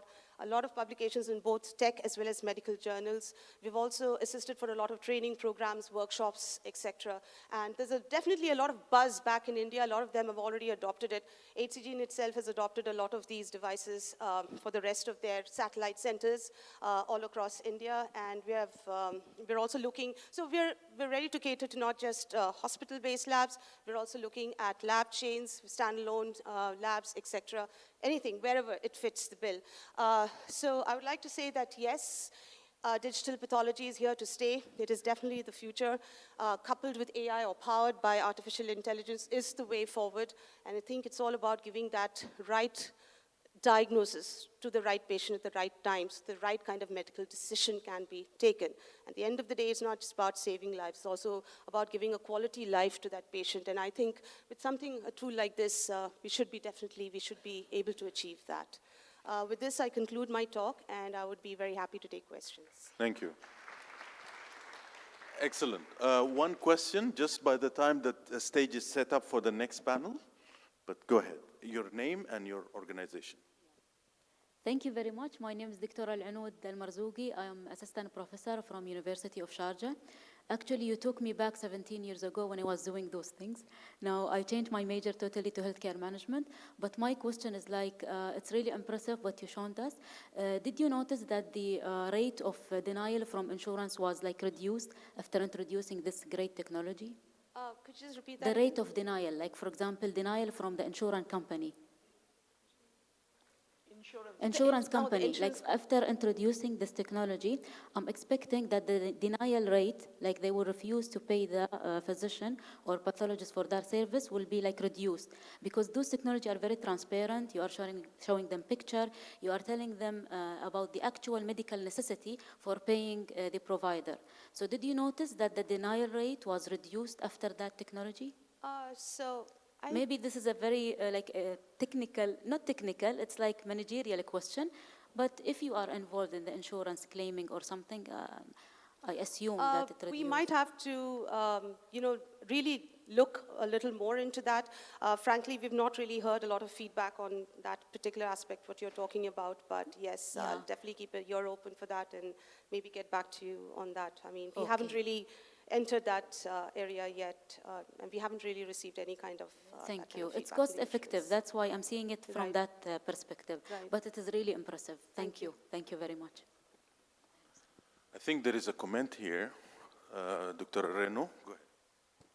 I'm Dr. Nishi Singh. I'm a consultant virologist. Yes, and I think I'm the only one with a pathology background here if I look around and, okay, there's somebody there. Now, I understand totally, having been a pathologist for 40 years, that yes, it will improve the evidence, it will improve the digital efficiency, and I'm totally convinced about the centralized reporting. But please convince me, how does it improve efficiency? Because in the end, the efficiency is dependent on the pathologist reviewing the slides. Yes. And whether it is scanning a slide or scanning a digital screen, how does it improve the visual fatigue that an individual pathologist goes through? Right. And I seriously need convincing about that. Right, sure. So now a lot of cases do come to you, right, for manual microscopy. A lot of it could be done by the AI, and that report can actually go. As you work on the AI platform, you wouldn't really have to review every other report. You would get so used to looking at it on the digital interface, and instead of spending time, screening it yourself and doing the manual count yourself on that counter I'm talking about. Because when we do a differential count, we still use the manual counter and we do it manual DC, right? And that's time consuming. Now that's something the AI has already done there and given you, right? Yeah, so when you're looking at a lot of cases in a day, now when I'm not talking about just 3 cases or 5 cases or 10 cases, you get around 30, 40 cases for manual microscopy. Now 90% of that the AI has already taken care of, which you do not really have to review. You can just just largely, superficially look at it, you know, as you keep using the tool, you know it is accurate enough, and you approve that your bandwidth is restricted only for those gray zones, you know, the very tough cases. Those are just 5 cases where you really have to put your head into and probably look and give your time to that. So your bandwidth is definitely protected. You know, you can use that for what you think is really critical and important, you know, like stat tests or the critical tests. The larger bread and butter, which you generally do otherwise, wasting the time, you know, like that's what I'm trying to convey out over there. So it's a one-time investment. Like, for example, what I said, it's a one-time investment on the device, right? That comes with the software, it comes with the cloud and all of that. The whole package comes there.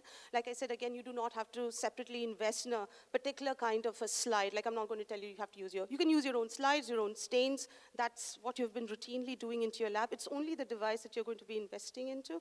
And secondly, if you're going to start urine as well on the device, there's no additional cost again. It's the same device for both the tests. So that way, I think you're definitely saving up on a lot of cost. As you know, like in histopathology, we have a separate scanner which works only for histopathology. Clinical pathology, you have urine as well. I'm not going to name those devices, but you do have those modules as well for urine microscopy as well, but they work only for urine. And then you have something which works only for blood. Here is one device where you can take blood as well as urine. And I think that is a big cost saving in itself. And there's no other consumables. The rest is all what you're having in your lab. So I think the one-time investment, what you would have to make is only in the device. Thank you, Dr. Renaud. Just a quick comment before we close the session. I just wanted to know if you have studied your errors, the rate of errors out of those AI. Yes. I do agree with the previous comment that it's still not safe. And the first comment we had on the previous speaker is that AI shall not replace physicians. Yes. So we have to be very careful. If I were a patient, I wouldn't like an AI to examine my pathology. AI is here to just assist the pathologist. We're not saying it's a completely AI-based report which is going to go blindly to a patient. The AI-based report is definitely, it's going to be approved. It will be verified and approved and signed out by a pathologist. The AI-based report is only an aid and an assistance to the pathologist to make, you know, their life a little easier by doing that ground level thing, like, you know, counting the cells, etc. And there's visual evidence, so the pathologist can even edit. So we have edit options. For example, there's so much subjectivity. Madam, I'm sure you would agree with that. You keep 5 different pathologists in a row, and you give them that one cell to categorize. I'm sure there will be 2 pathologists who might say that, no, I think this is not a blast. I still think this is an immature granulocyte or something on that. That subjectivity exists in the human mind. But somewhere it overcomes the biasness of the human mind. And it could happen to a person like me also. You know, I'm seeing slides from morning till evening. By evening, there might be an instant where a certain amount of biasness might start creeping in. It is the human mind. It does get fatigued. So somewhere there, a certain amount of standardized reporting platform is available to a pathologist, and they will have to verify it nevertheless. So I will scroll up and see all the cells. I will edit whatever I would want to and recompute if required. I would go there and press the recompute button where the AI will change the numbers, and then only will I approve that report. And even that traceability is there. Sure. So whatever edits you make, whatever recompute, the previous report versus the end report, which you're finally releasing to the patient, all that is captured and kept in the back end. So there's evidence, there's proof for anything that you do. So no way would you be just putting the slide into that particular contraption, and then there is this result printout coming out, and which is going to a patient without the pathologist intervening into it.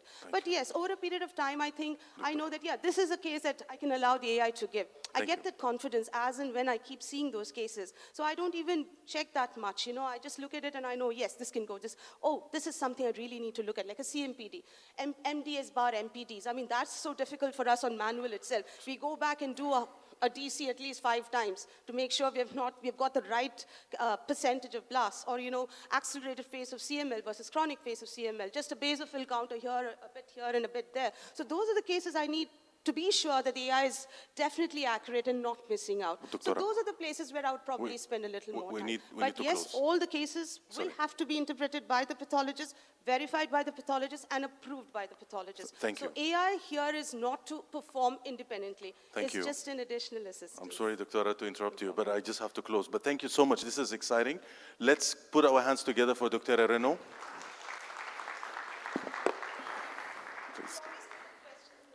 Absolutely, absolutely. And by the way, the coffee break is pushed now. We're going to jump into the panel discussion right away. And I think the excitement of the morning sessions didn't leave us any free time to continue. So that's why we will continue. I think the excitement is there. We're going to do another panel discussion, 20 minutes, and hopefully break you for at 11:05 if possible for the longer break. If you allow me to begin introducing our next panel. So let's take a breath. Okay. First of all, the next panel will be discussing telemedicine and its role in revolutionizing healthcare delivery. And I have three superstars. For you who are gonna go and refill, by all means, refill your coffees, but come back quickly because this discussion is very hot and it requires your full attention. Okay, in the first seat, I have Dr. Khulud Asayr, Head of Clinical Standards and Guidelines Sections, Dubai Health Authority. Now you put hands together. Very good. Dr. Khulud has an illustrious background, studied in Harvard and with experience across healthcare with a huge background. On the next seat, I have Mr. Ahmed Awada, Senior Manager, Virtual Health Clinic, Middle East. Let's put our hands together for Ahmed. Excellent. Really great. Excellent. And the final contender on my stage will be Professor Anders Lindahl, expert and specialist in cell therapy and precision medicine cell science. Let's put our hands together for Professor Anders. Is he maybe outside? Okay, just give it a minute. Maybe he's just gone outside for a minute. Hadi, is he? Okay, so let's set the stage up. Oh, Professor Anders, thank you so much for, let's put our hands together for Professor Anders. There you go. Fantastic. So as I set up the stage and facilitate this panel into the break, inshallah, I mean, the main questions, that have been listed in your brochure, why does healthcare system need telemedicine? Maybe the question could also be modified to say, does telemedicine still validate or presents itself as a valid use case after COVID-19? Let me start with Dr. Khulud and look at some of the repercussion and some of the impact that telemedicine has left us since we've come out of COVID-19. What are your thoughts, Doctora, your experience, and some of your excitement about telemedicine? I think it's... Thank you, Mazen, for the introduction. Thank you, everyone, for attending today. I can assure you that this is me over here and not an avatar of myself sitting. So when we talk about what did telehealth do we need telehealth or not, I need to start saying, first of all, the accessibility of telehealth. We all have mobile devices with us. This is our telehealth device. And this is something we've heard, because I'm not talking about having a consultation with a doctor remotely. I have a consultation with a dermatologist, for example, on a platform. No, I'm talking about having telehealth embedded in our lives. So telehealth is all around us. The healthcare pipeline is starting in schools, in airports. Over here, you can have accessibility wherever you go and beyond the borders as well, because I can access telehealth if I want in Zimbabwe.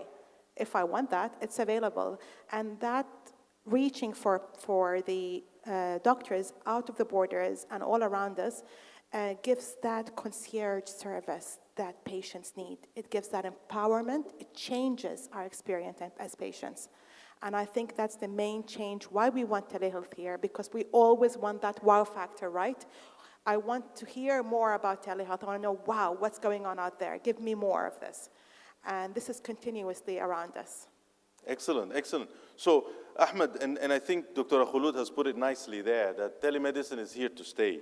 You've raised some really good questions about attracting physicians to telemedicine, and a very key question about equalizing tariff for physician and virtual consultation, the distinguishedness or the gap between in-person and virtual consultations. I would like to hear your comments. It's a very challenging topic, actually. Most of the healthcare providers adopted telemedicine after COVID-19.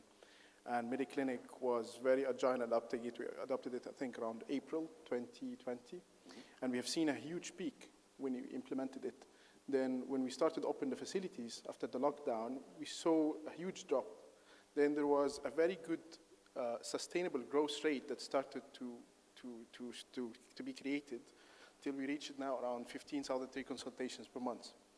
But the biggest challenge that we always had, if you are going to use the same doctor for the physical consultation and the virtual consultation, then it won't make sense to get paid less. Understand that the tariffs were created due to the history of telemedicine in UAE when it all started with the standalone virtual healthcare providers. I was in one of these companies.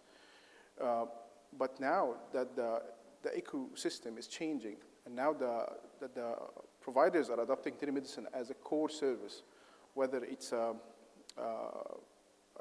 chronic disease management program or a pre-ops, post-ops, or other financial model solutions like we'd see the virtual gatekeeping, I think that there should be some re-evaluation of those tariffs or to change the way that we are thinking about the telemedicine. Maybe it could be part of capitation model.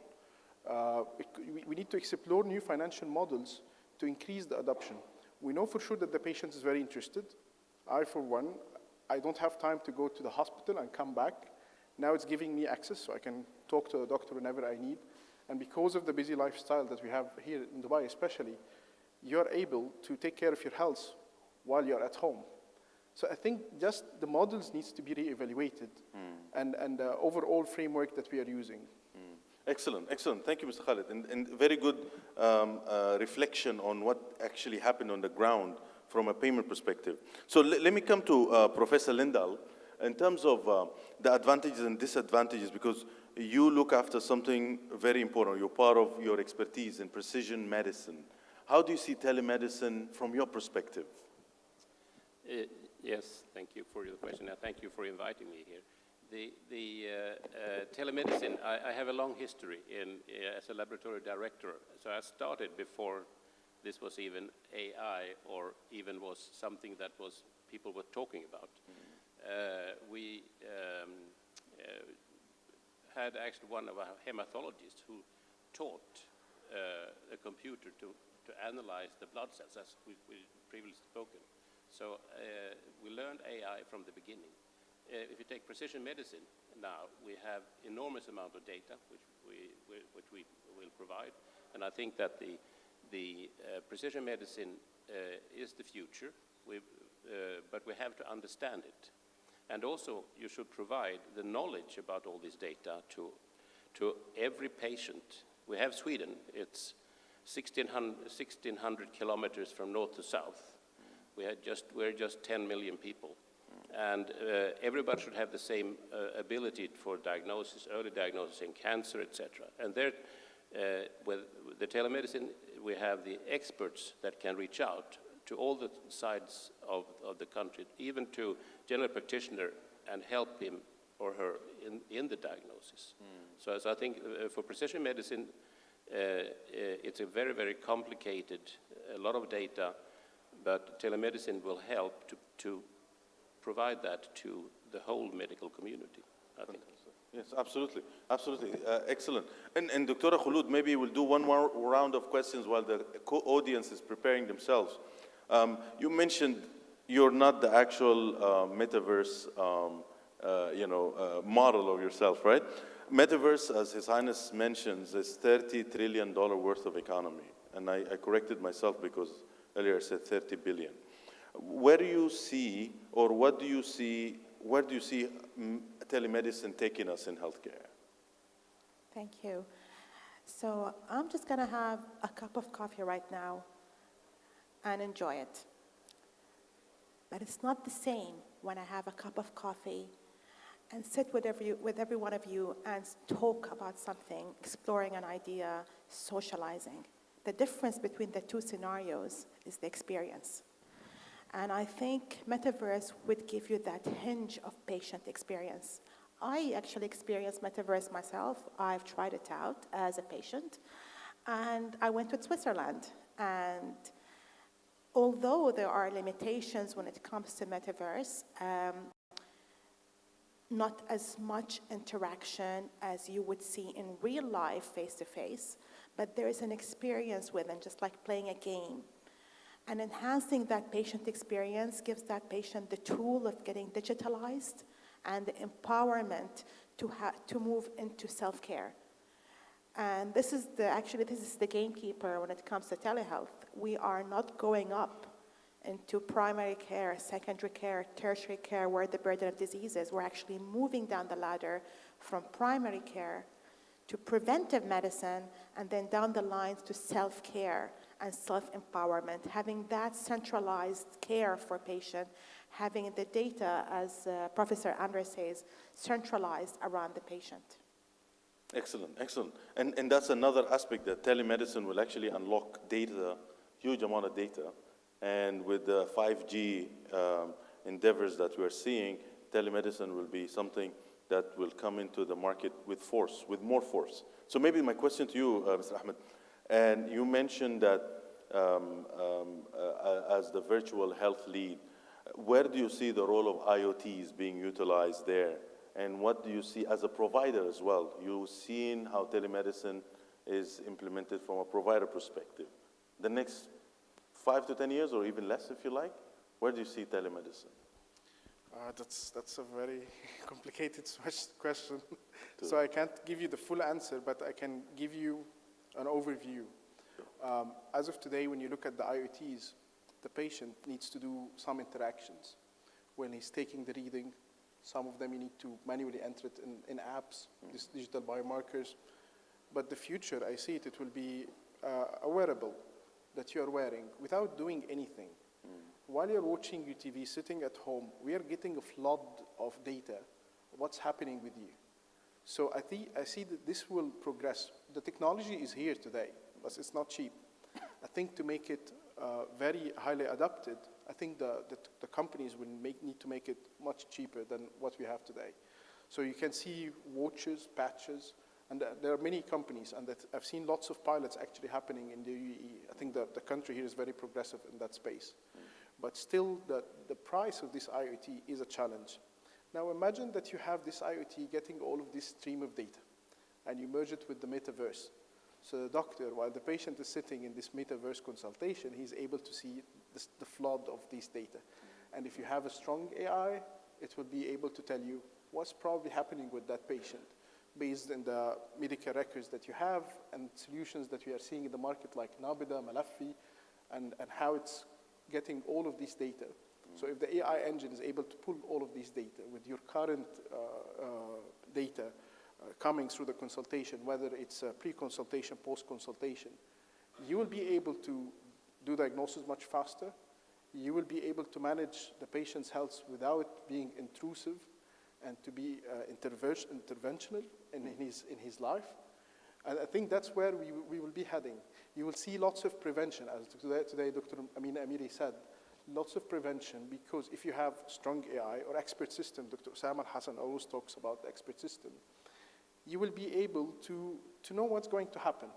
It doesn't need also to be AI and all the time, because some cases you still need a human intervention. And I agree with one of the colleagues there, they're saying the AI should not replace a doctor. I totally agree on that. I've been working in my company on a couple of projects in AI, and we don't aim to replace a doctor. It should empower a doctor.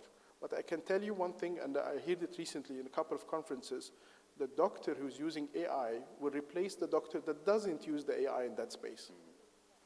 It's a good point, absolutely, absolutely. More affordability, more accessibility, and more disruption to the telemedicine endeavor. Professor Lindahl, before I open it to the audience, from your perspective, right, do you see telemedicine coming into more cell therapy and personalized medicine in the coming years? How do you see that from your international perspective? My expertise is I've been working with cell therapy and osteoarthritis and repairing the cartilage. And the interesting thing is that with the precision medicine, there are a lot of data now that can say that this person has some genetic background that makes them unsuitable for certain type of health or sports or something. There is also an interesting thing that 20% of the population has the ability to repair their own cartilage based on their genetic background. So you can give a lot of information, and I think that will be more of that in the future, that you can give more specific advice to the patient that, which is my best way of training in the future. And you can say that, well, for you, perhaps it's better to just swim and cross-country skiing. For you, you can have contact sport because you are built in that way. So that's a part of the future that we can give the patient, I think. Not a patient, but actually individual. Excellent. So precision medicine and maybe the multi-omics will come in to emphasize the need for telemedicine, especially in a geographical disbursement, such as in Sweden or, okay, perfect, excellent. So I think I want to make sure that I have my eyes out. Any question that you'd like to ask, please, we have a few minutes for a few questions. Put your arms up. Yep, excellent. I'm just going to run to you now, lose some weight while I do that. Your name, your organization, and who would you like to ask a question to? Go ahead. Thank you. So I'm Saranya. I'm from JLL Healthcare Consulting Team. Very informative and very relevant topic that we are discussing today. Just wanted to ask, with respect to the benchmark, like obviously all the consultations cannot be moved to a teleconsultation mode. A doctor's physical examination would be required. So what do you perceive of consultations can move into a teleconsultation mode, and what kind of an ecosystem needs to be developed in addition to purely setting up that virtual background or virtual connect between the patient and doctor? What additional ecosystem needs to be developed to reach that benchmark?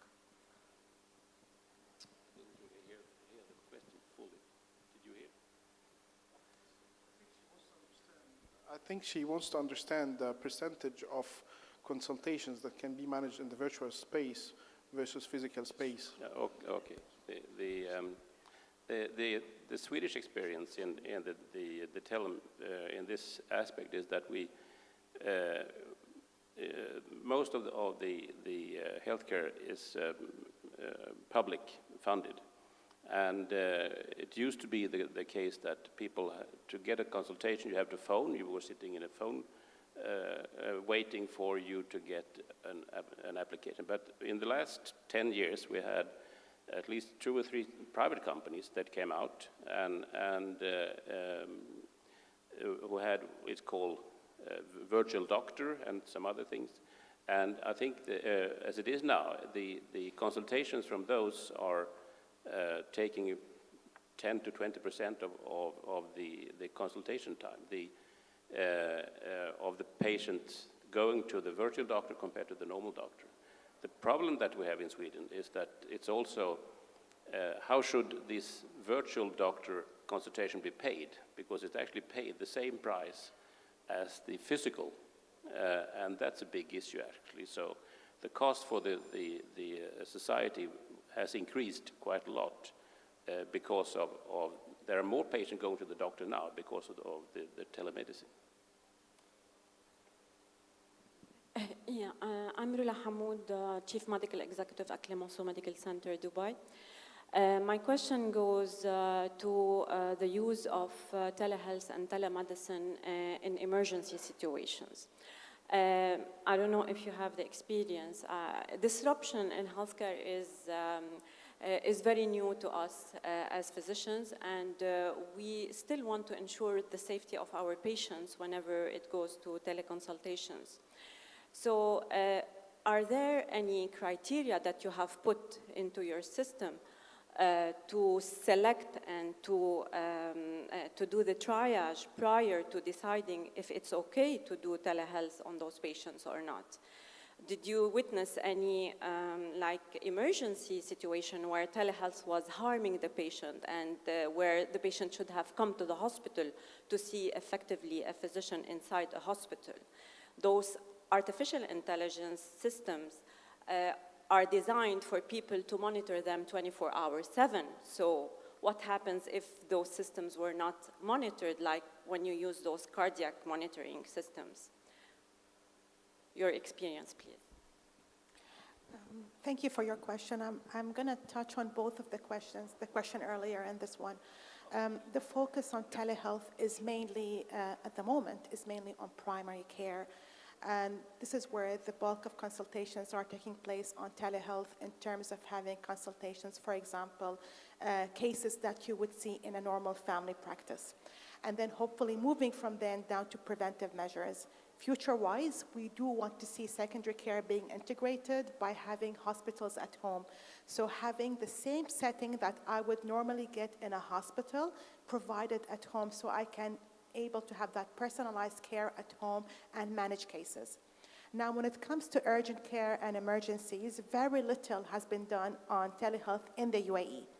But I can tell you from lessons learned from the pandemic, it's very crucial to have telehealth implemented in urgent care and emergency. And I'll give you a few examples for that.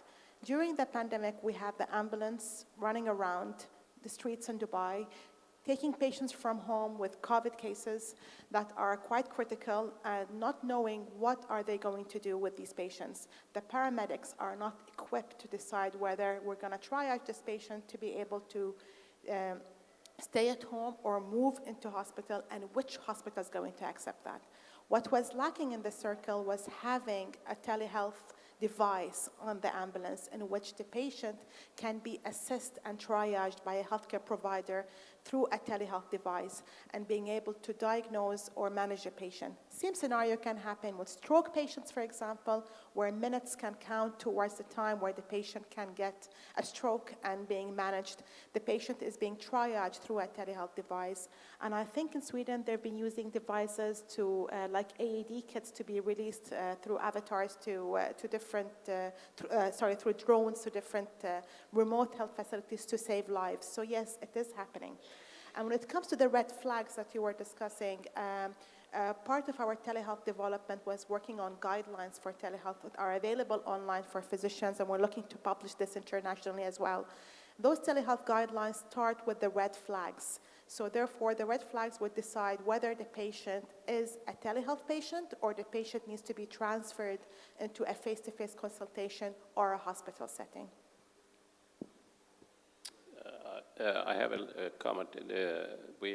In Gothenburg, there was a research project where we have microwave helmets in the ambulance where they could predict and actually put the diagnosis if you have a seizure, if this was due to a thrombosis or a bleeding.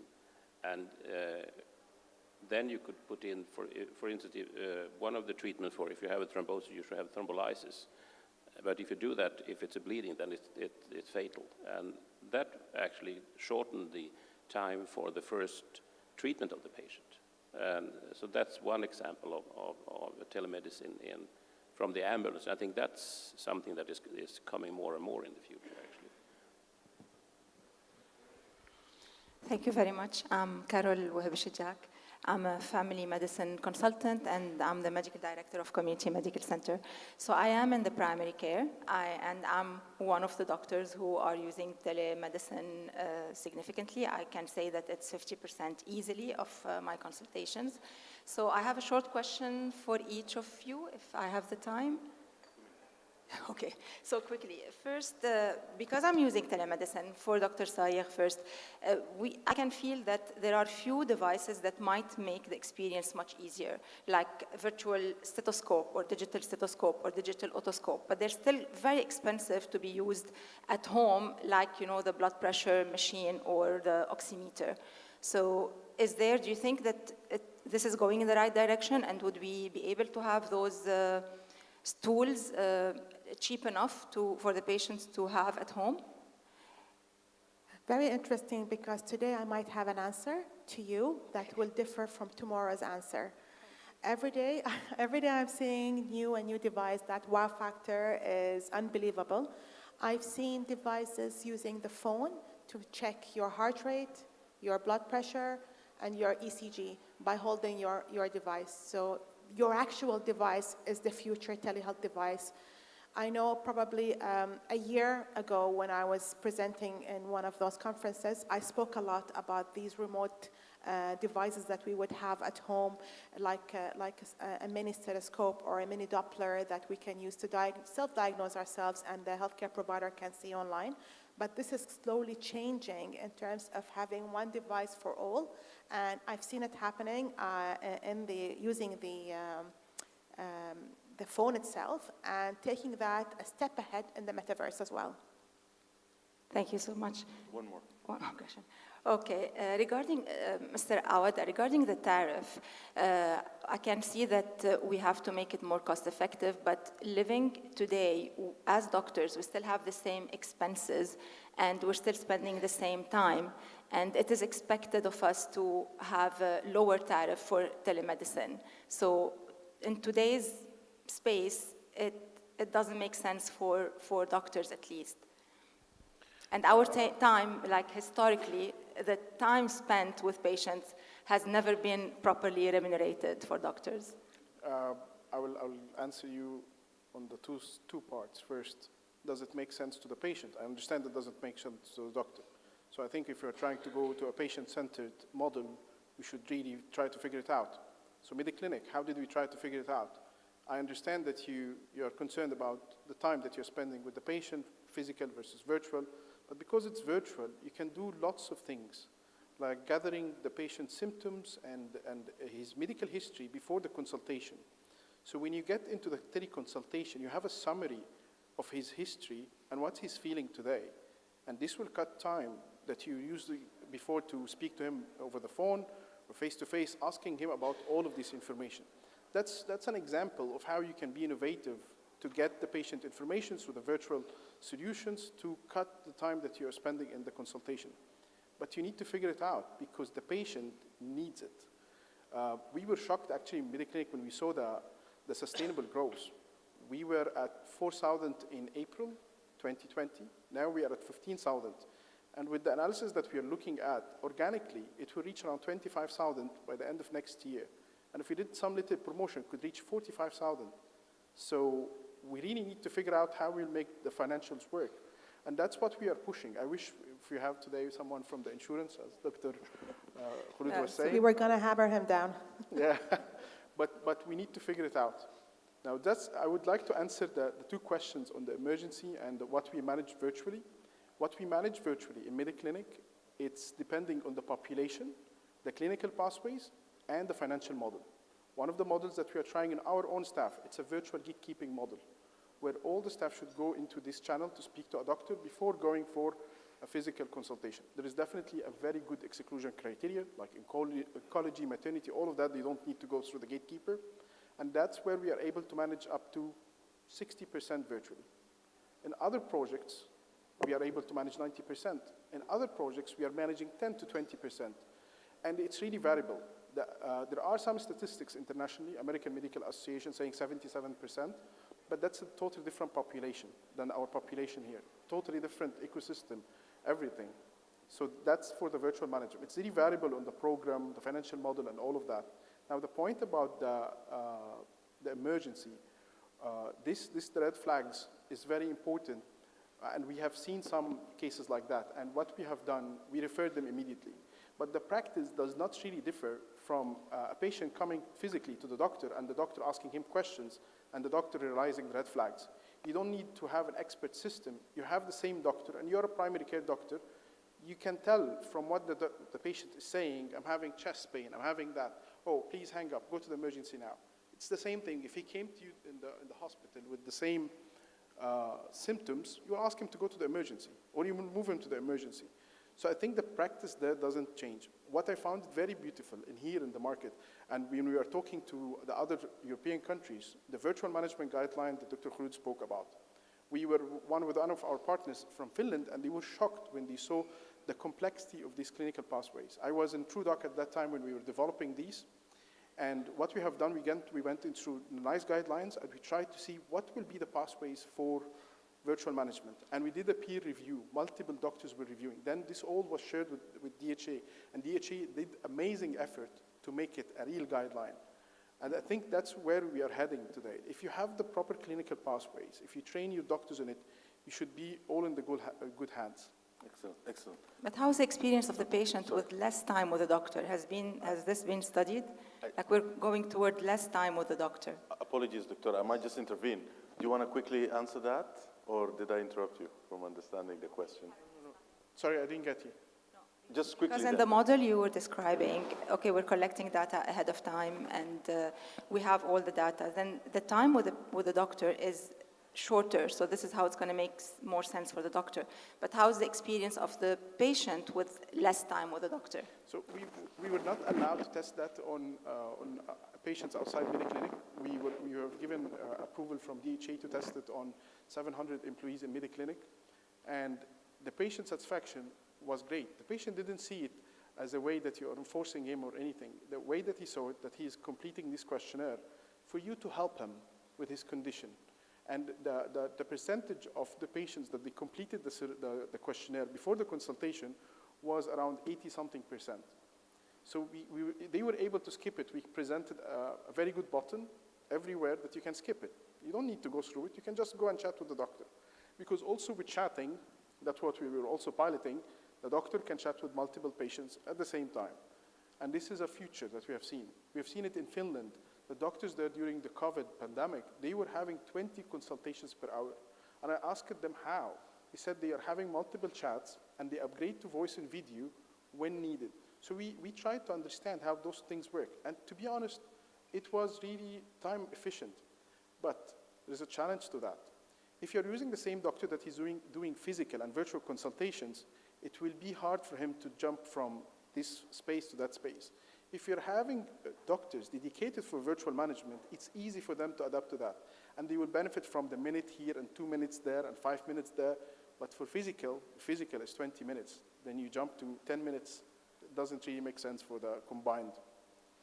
Doctora, you want to quickly? Yes, 10 seconds. A quick comment. We've seen in Sweden that a lot of patients coming are the elderly people, and they are not that AI or they don't. Some of them, a large fraction, cannot even work with a modern iPhone.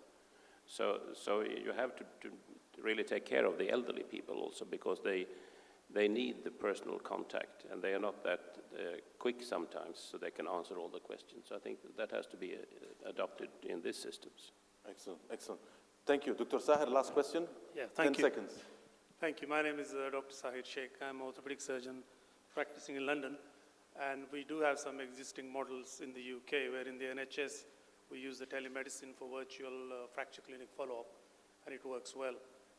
And in the private practice, you might have heard about a company called Babylon, who's doing a lot of GP consultations. So the general comment is you need to choose your indications properly for telemedicine. You know, telemedicine can't be an answer or can't be a replacement to the actual clinic.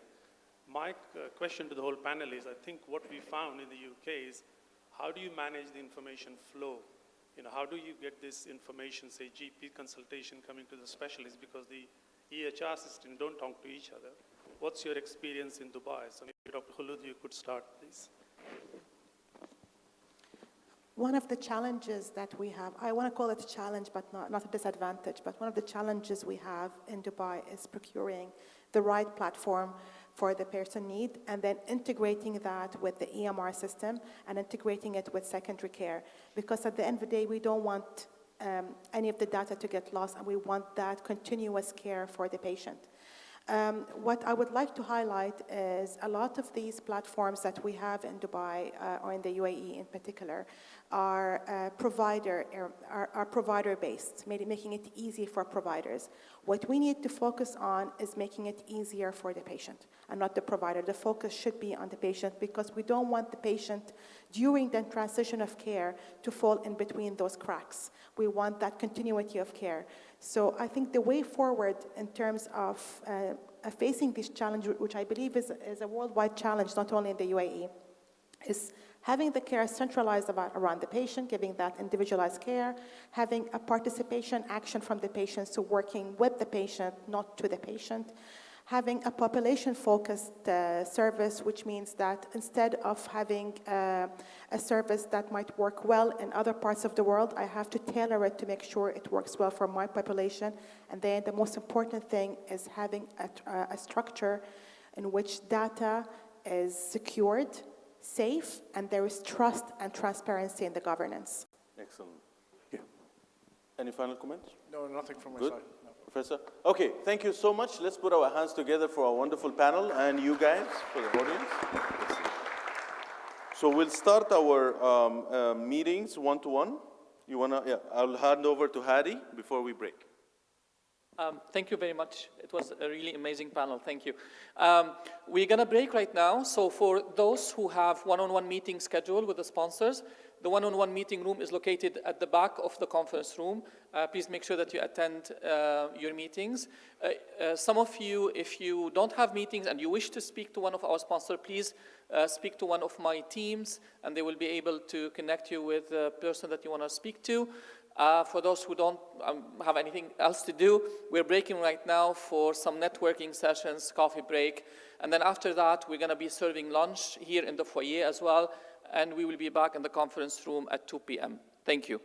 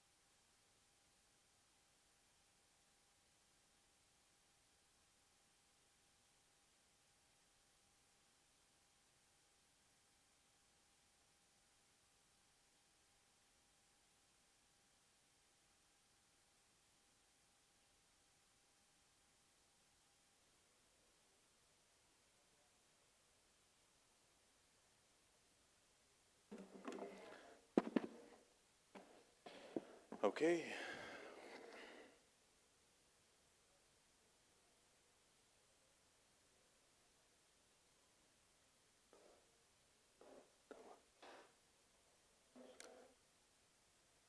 Okay, Bismillah ar-Rahman ar-Rahim. Good afternoon, ladies and gentlemen. Thank you again for coming back after lunch.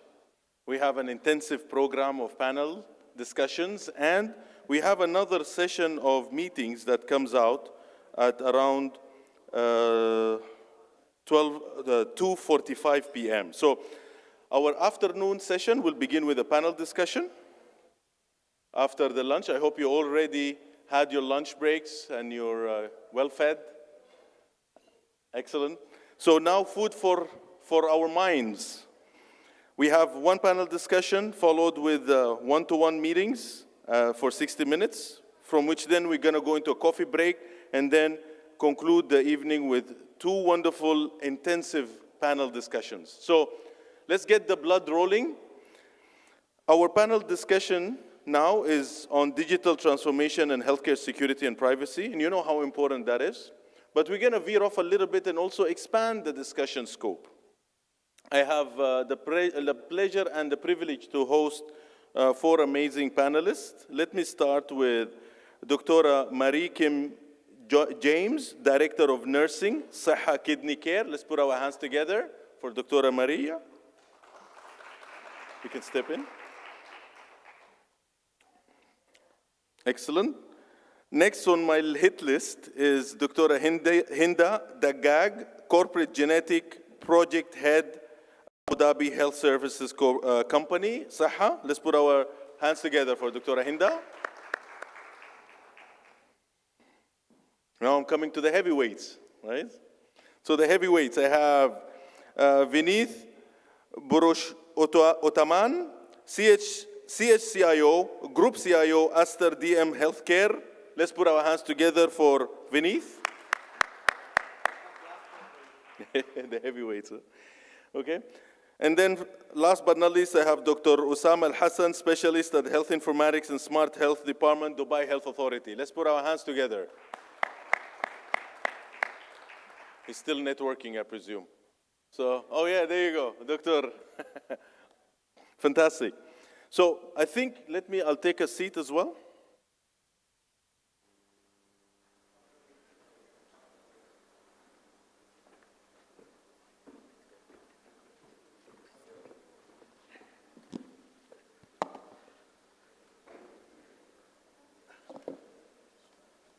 So we'll check the mics. We'll do a 20-minute warm-up questions, and then we'll open it up for the audience, keeping my timer as well on. So let me start with the ladies. Dr. Marie, so maybe from your perspective, I wanna know more about how disruptive are you in the area that you're working in, Saha? So what are some of the disruption that you're working on? I'm sorry? The disruption. The disruption, yes. Innovation. So one of the things that we've done in dialysis is around integration of dialysis machines into the electronic medical record. As we know, when you copy down vital signs or important information, then transcribing it into a medical record causes errors. And we're actually integrating the machines where all of the data from the dialysis machines are going into the medical record, and we are getting a wealth of knowledge that's going to help us improve the care that we provide to our dialysis patients. We're actually seeing flow rates. How high are our flow rates? How long are the patients staying on the machines? And this is going to help our clinicians when they develop the plan of care to improve the outcomes for patients receiving renal replacement. So that's one of the big innovations that we've worked on over the past year. We're going to take a lot of that data and begin to analyze it so that we can start helping our physicians and our nurses really, really look at how do we provide care for end-stage renal patients. Amazing. With a lot of data comes a lot of risk as well. So that's related to the exact topic. Thank you for giving us the insight of the dialysis world, which is a huge expansion of innovation area in dialysis. Moving on to Dr. Hinda, if I may just ask you also, because you hit another, let's say another chord, important chord in the area of genomics and genetic analysis or the genetic world. Can you elaborate on some of the innovation you're doing? Sure, sure. So perhaps I'll talk about it a little bit more general rather than just specifically about Saha. Obviously, technology is playing such an important role in our everyday lives, and I think the whole field of precision medicine or personalized medicine is really stemming out of technological advances, and in this case, it's the technology of sequencing. So the ability to nowadays do the whole genome sequencing in a matter of hours is something that we can do because of the technology, basically, and tailoring the health model, really individualizing it, making it more preventative, more personalized, is definitely something that most healthcare systems are heading towards. And probably one of the things that, let's say, the low-hanging fruit that's on everybody's mind and everybody probably has heard about is pharmacogenomics. So again, you know, the ability to do something like that, to actually have your whole genome sequence, to look at how you respond to drugs and, you know, how you metabolize drugs, and to implement that into your everyday workflow and to optimize really even from a financial perspective, but also from the health perspective. So those are some of the examples. Amazing. And again, those two streams, I'm looking at dialysis of where there's a lot of innovation, a lot of data coming in. I'm looking at also genetics and the area of genomics, and the amount of data that you're unleashing brings also some concerns. Let me ask Dr. Osama, from your perspective, as you're sitting in the regulator and you are looking, you were part of the team that drafted the ICT data law. Cybersecurity is close to your heart. How close it is? Thank you very much. So, as you know, that the formation of the ICT law was a very long journey. It started in 2013, I remember. And at that time, our focus was mainly on HIEs, or how to exchange data. But eventually, we reached out to a regulation which is very similar to HIPAA, because it was focusing very much on the cases of data sharing, the patient rights, the patient consent, the ability of patients to withdraw from whatever data aggregation project that happens like HIE. So having what we call the opt-out model. So if someone don't want to share his data for any reason, he has the ability to do so. So this was very synthetic. Also, we highlighted similarly to HIPAA the types of data access. So there's either the physical, what we call it, the primary use of data, and secondary use of data. And we made this synthetic in the law. So we divide that if there is any secondary access to the data, we should get the consent of the patient. Another element which was very strategic, I think we focused very much on the data what we call it, the data residency part. So we prevented with very harsh controls that data should not go outside of the borders of UAE. However, we realized after 2 or 3 years of the implementation that still there are some use cases that need to be exempted from that, and we created an additional layer of regulatory framework to allow these kind of exemptions to happen. Things like around telehealth, or treatment abroad, or even very like rare testings that we need to go outside of the country associated with data.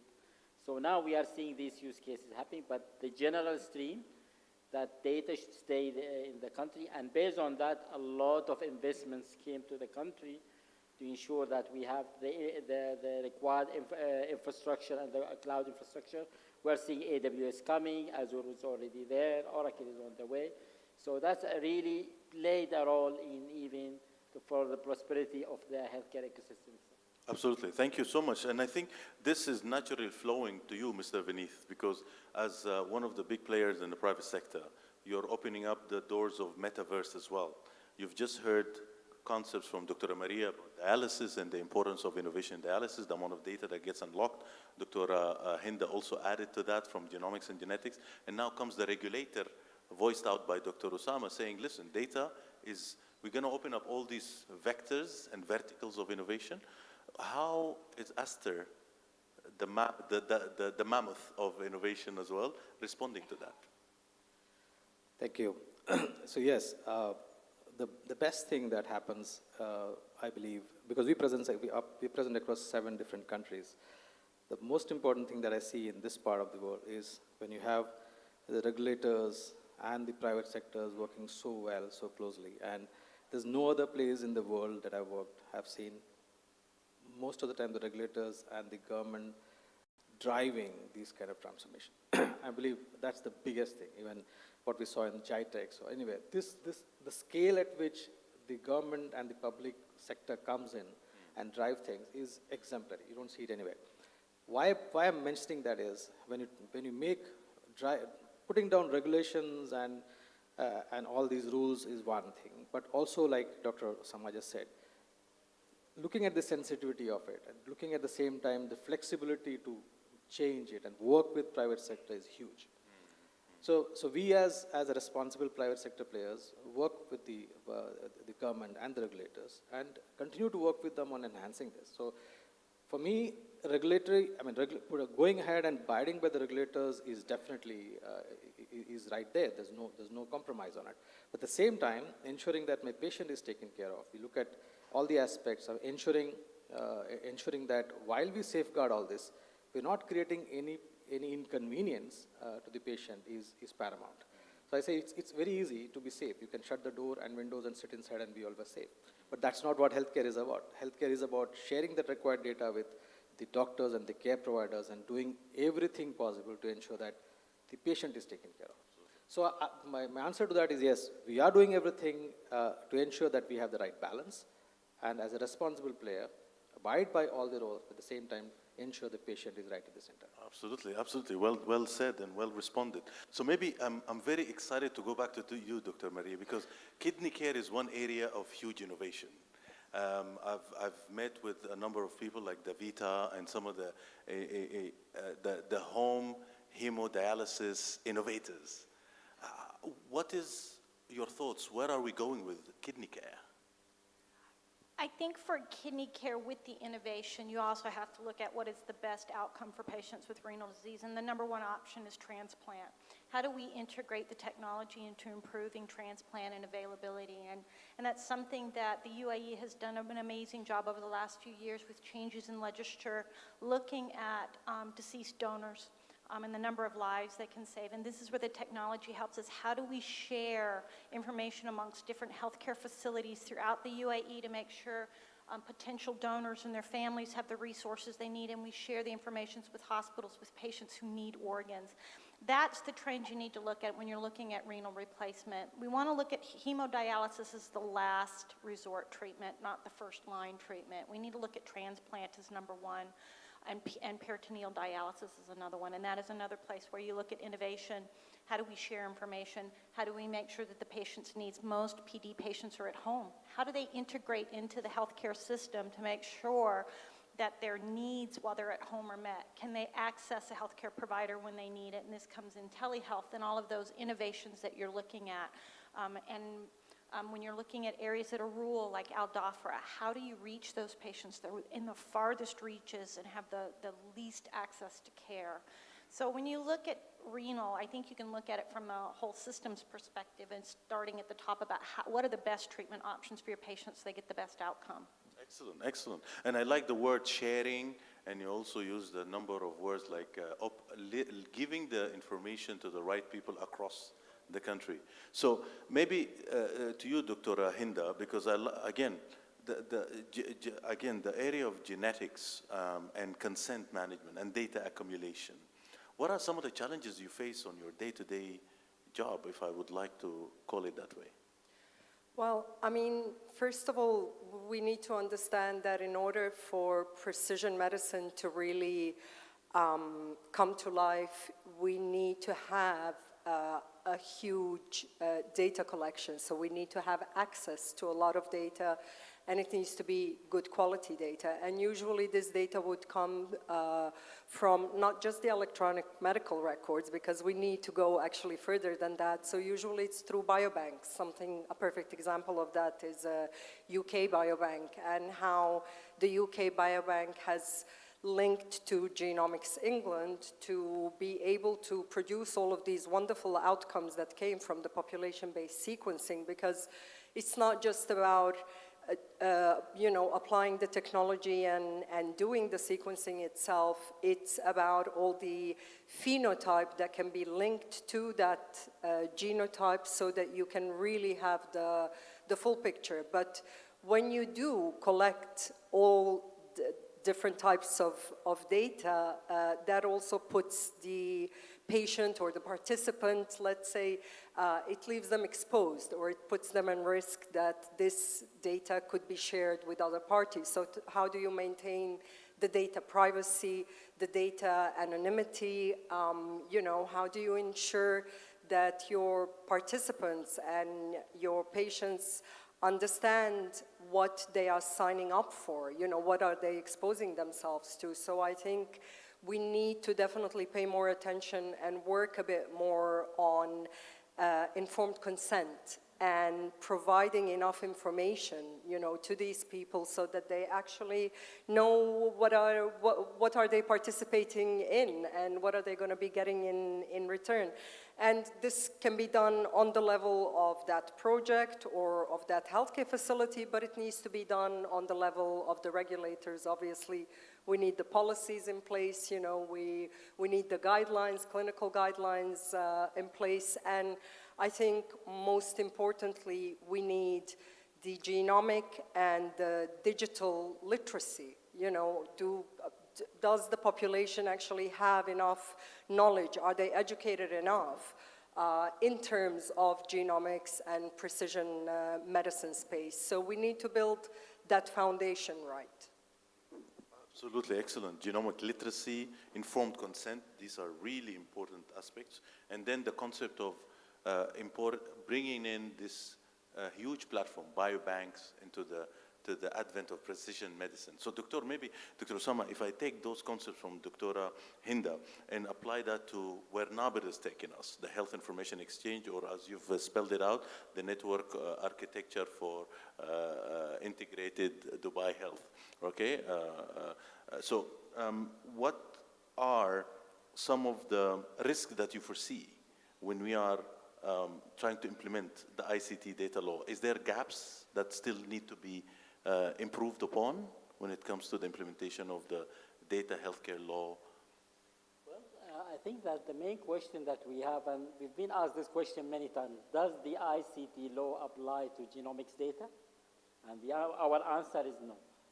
So genomic data should be a very special case that needs a separate and additional regulatory framework, which could be very much similar to the ICT law. Because in our context, we were just simply talking about primary care and secondary care. When we talk about genomics, it goes into beyond that. So even there could be sort of misuse of this. You can use your someone's genomic data to threaten them or to revoke some rights of them, showing that you are not of this descent or this nationality. This is something very, very risky. And it requires additional layer of control and governance that is not available in the ICT law. So I think we need this piece to happen. So this is one side. The other side, which I think is more of empirical one. We still lack the existence of what we call clinical trial platforms. These kind of pieces of software that connects data sources with patients and with researchers. And in this term, we need some sort of additional, you can say, specialized consent, which we call it multi-preference consent. So I can say that this is my data, I accept to go to this clinical trial, I reject this one. So I can have multiple options. It's not like within the ICT law, it's yes, no. So when we go to the genomics area then, or the research or the clinical trial, then you have to this kind of multiple layers of consent, which is not available. I think in the Europe, US, they have these kind of solutions. Sure. But today, we still lack the maturity of these solutions. Absolutely. And maybe that's a very good segue, Mr. Vineeth, because you have visibility over 6 different regulatory jurisdictions, right, in the mammoth of Aster Healthcare. What are some of the gaps that you wish the regulators to pay attention to when it comes to data, or as Dr. Osama said, the concept of next level or second dimension data laws that requires genomics and whatnot? So I don't think I'm qualified to just find out what is it that, because with people like Dr. Osama in the room. But then the fact is that I know all of us, even when we made the ICD laws and we put the HIE, whether it is NABID, Malafi, Riayati, we are part of all of these, is that all of these have taken a leaf from the rest and tried to continuously improve on it. So I have seen all of these are equally good. I mean, they are almost, we're playing catch up now with each of these. The only place where we are at the early stage is in India, where there's a large project unfolding. There too, I know various conversations that I'm having with various players who are setting it up. They're also trying to understand how has UAE done it and how has the other countries done it. So there's a lot of learning and there's a lot of work happening. One of the areas where I'm sure there's a lot more that's going to happen, Dr. Osama again touched upon it, is this fact that we hold the data residency piece. Because on one hand, yes, we need to protect the patient data, but we've seen what happens in a pandemic where people get marooned in various parts of the world. And imagine I'm stuck in somewhere in Australia and my data is in the US because I'm a US citizen. And my data is not accessible to me because there are residency laws around it. Now that is, I'm sure there is a lot of work happening there, and like he touched upon it, there is a need to see which are the use cases where those things have to be relaxed. And he definitely touched upon that. I was so happy that he brought that out, saying that we have actually thought through that in ICD here when we put the laws here. I just hope everybody is sensitive to that extent there. You've just made me think, Mr. Vineeth, of another question.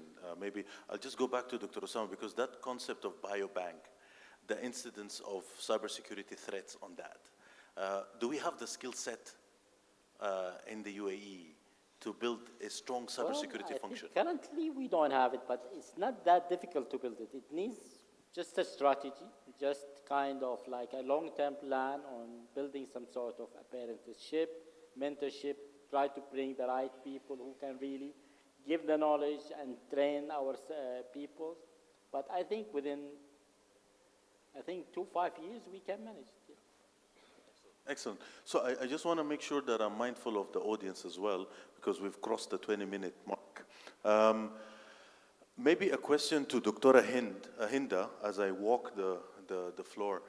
In terms, and I love the idea of the biobank, right? How mature, because this is a concept that will open up the world for important cybersecurity measures. How far are we from maturity level high? Well, I can speak about what's happening in Abu Dhabi a little bit, basically. Obviously, I think most of the audience so far has heard about the Emirati Genome Program with the aim to sequence up to 1 million Emiratis as the initial phase, and then hopefully it will be a national program to basically include all of the Emirati population. And really the idea behind it is, and what strengthens the Emirati Genome Program, is the fact that at the same time you would consent these participants to be part of a biobank.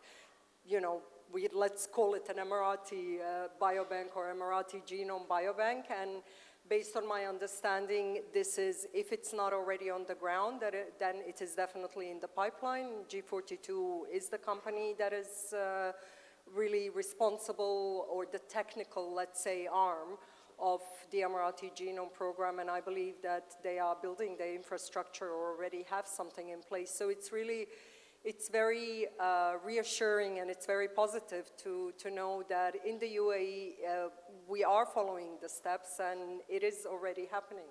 Absolutely, that's a fantastic answer. I'm just scoping around. Dr. Maria, yes, as I walk to my first question, in terms of renal care, right? And you mentioned, I'm using the words of Dr. Hinda, data quality. You've done integration with the EMR. What are some of your thoughts and challenges that bugged you while you saw this grow? My background being in quality and data and using data to improve the care that we provide patients, I think your biggest challenge is garbage in, garbage out. There's this want to collect a lot of data, but there's not a lot of skill set on what do I do with this data? How do I use the data that I'm getting to change our practices to improve the care? So that's some of the challenges that you'll often see when you get bombarded with a lot of data from a clinician's perspective.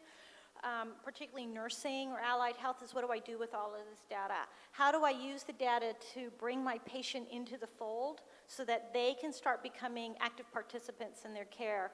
And so it's building the capacity of healthcare providers on data usage, not just collecting it. And we can all collect it, but how do we use the data in a meaningful way? Fantastic. And capacity is an important word. So first question, introduce yourself and fire your question. Hi, Dr. Sama's question. I'm Michael from Alpha Time Health. Just a clarification with the ICT law, where Abu Dhabi is pushing something like Malafi, where hospitals are required to give data or share data within a hub. Is it, like with the opt-out option, does it? I didn't get the question. So you're talking about the sharing? Yeah, we have an opt-out option, right, Dr. Osama, for the ICT law? Yes. Yeah, and then there are Malafi company. Malafi has, yeah. And NABOD, yeah, 3 HIEs. Yes. And we've already started the journey of connecting them together under one umbrella. Already now, the link between NABOD and the IIT is up and running. And now we will initiate the link between Riayati and Malafi as well to complete the triangle. So Yes. we are moving very fast toward this direction. But then again, there's freedom from those patients that wanted to opt out and not share their data or their healthcare records to those particular hospitals. Yes, but still you can get the patients all over the place, regardless or you're in Abu Dhabi or Dubai, or still the data can be fetched. So there is no challenge with that. Just it. Thank you. And maybe, Doctor, before I give you the other question, in terms of the freedom for patients to opt out, is that something that will be restricted or rectified? Yes, already part of the regulation, and we have a specific form. If you want to any hospital, you can just fill in this form, and you can get opt out of this the particular HI. Excellent. It's already up and running process. Excellent, excellent. PJ, you're next. Introduce yourself. Hi, Patrick Maloney, founder of P4ML and part of Royal College of Surgeons in Ireland. Two questions, one for the health regulator, which is good to see on stage, and in terms of Dr. Hinda, in terms of biobanking. So there's in excess of 10,867 rare diseases. That's the last count through Orphanet and OMIM. We've just sequenced the last 8% of the human genome, so we're going to go to rare diseases of 15,000 plus, they say, in the next 12 months. There's only 500 actionable treatments for rare diseases. So the question I have for the health regulator is, if we're doing genomics, and I think we're going a little bit crazy on genomics, we're forgetting about other sciences within the hospital, but should we be focusing on actionable treatments for doing population studies? And the second question is, in terms of ethics and consent, will the UAE and the Dubai Health Authority follow GDPR compliance like we have in Europe? Okay, so two questions. I see Dr. Hinda or somebody. Shall we start with the last one? Or Which part of that? I mean, I can provide my opinion, but I'm not an expert when it comes to the part of the compliance and the ethics. Obviously, I wouldn't know whether the UAE is going to follow it. Should UAE follow it, as my personal opinion? Absolutely, of course. I think that genomics is exposing individuals to a lot of potential of misuse, let's say, of their data. And like Dr. Osama was saying about perhaps even in the employee setting, we know that there are all of these wellness programs, that companies want to run, and part of that is genomics. Do I want my employer to have access to my genomics data, even if they are running the program for my own benefit? Is it right for them to have access to it? Is it going to affect insurance? Am I going to be unemployable if I have a rare genetic condition or an adult onset genetic condition? So I think, there's quite a lot happening in that space around what should be available and to whom should it be available, and how do we protect the individual rights. So, but that is my personal opinion, obviously not from a regulator perspective. I don't know, Dr. Usama, maybe you have I think I totally agree with you. These are very complex issues. Yeah. I remember this even before digital health, remember that even when people are applying to army, for example, and there was a lot of debates in many countries whether if you have a disease, do you need to declare it before you go there? Some people will declare it to get exemption from military service. But can this data be used for other or employers or whatever? This is a very risky, a lot of debates. There is no single solution or a silver bullet that can solve all these issues. It will be country specific, even sometimes community specific. You have to deal case by case, country by country, or region by region, because there's a lot of social factors here, a lot of financial. So whether this is a welfare healthcare system or insurance-based healthcare system, it's a completely different picture. Whether you are declaring that you have a certain disease, or your genomic shows that you will get cancer after a few years. So this is completely, I can say, very complex issue that we need to deal with it case by case. Thank you. I'm happy to touch upon the other part of the question. So regarding the rare diseases, and are we going a bit crazy with the whole genomics and just sequencing whatever is in front of us and whoever is in front of us? Absolutely. I mean, obviously it is the buzzword. Personalized medicine is also the buzzword. Has it delivered everything that it promised to deliver? Probably not yet. It doesn't mean that it won't, but not yet. Should there be a little bit of a shift to actionable diseases? Should there be a shift towards multi-omics and other omics rather than just genomics, whether it's going to be metabolomics for our metabolic disorders or proteomics?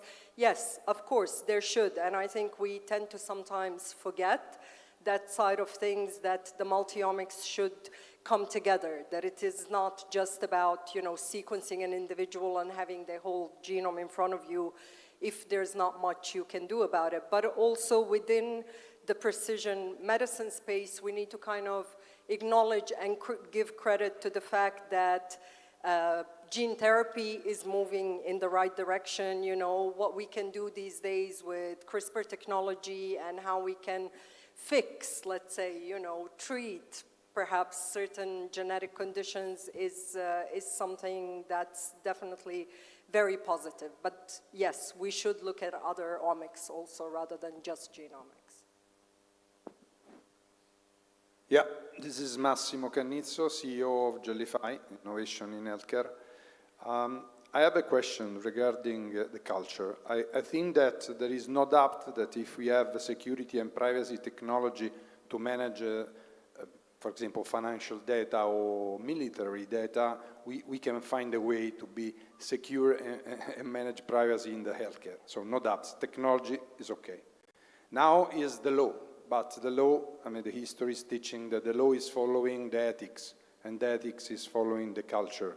So my point is, and my question is, do you think that we all, as ecosystem, are doing enough to create a digital healthcare culture, and also understanding the power of this data, leveraging this data in patients and in physicians? Because this is the driver, from my point of view. What do you think about?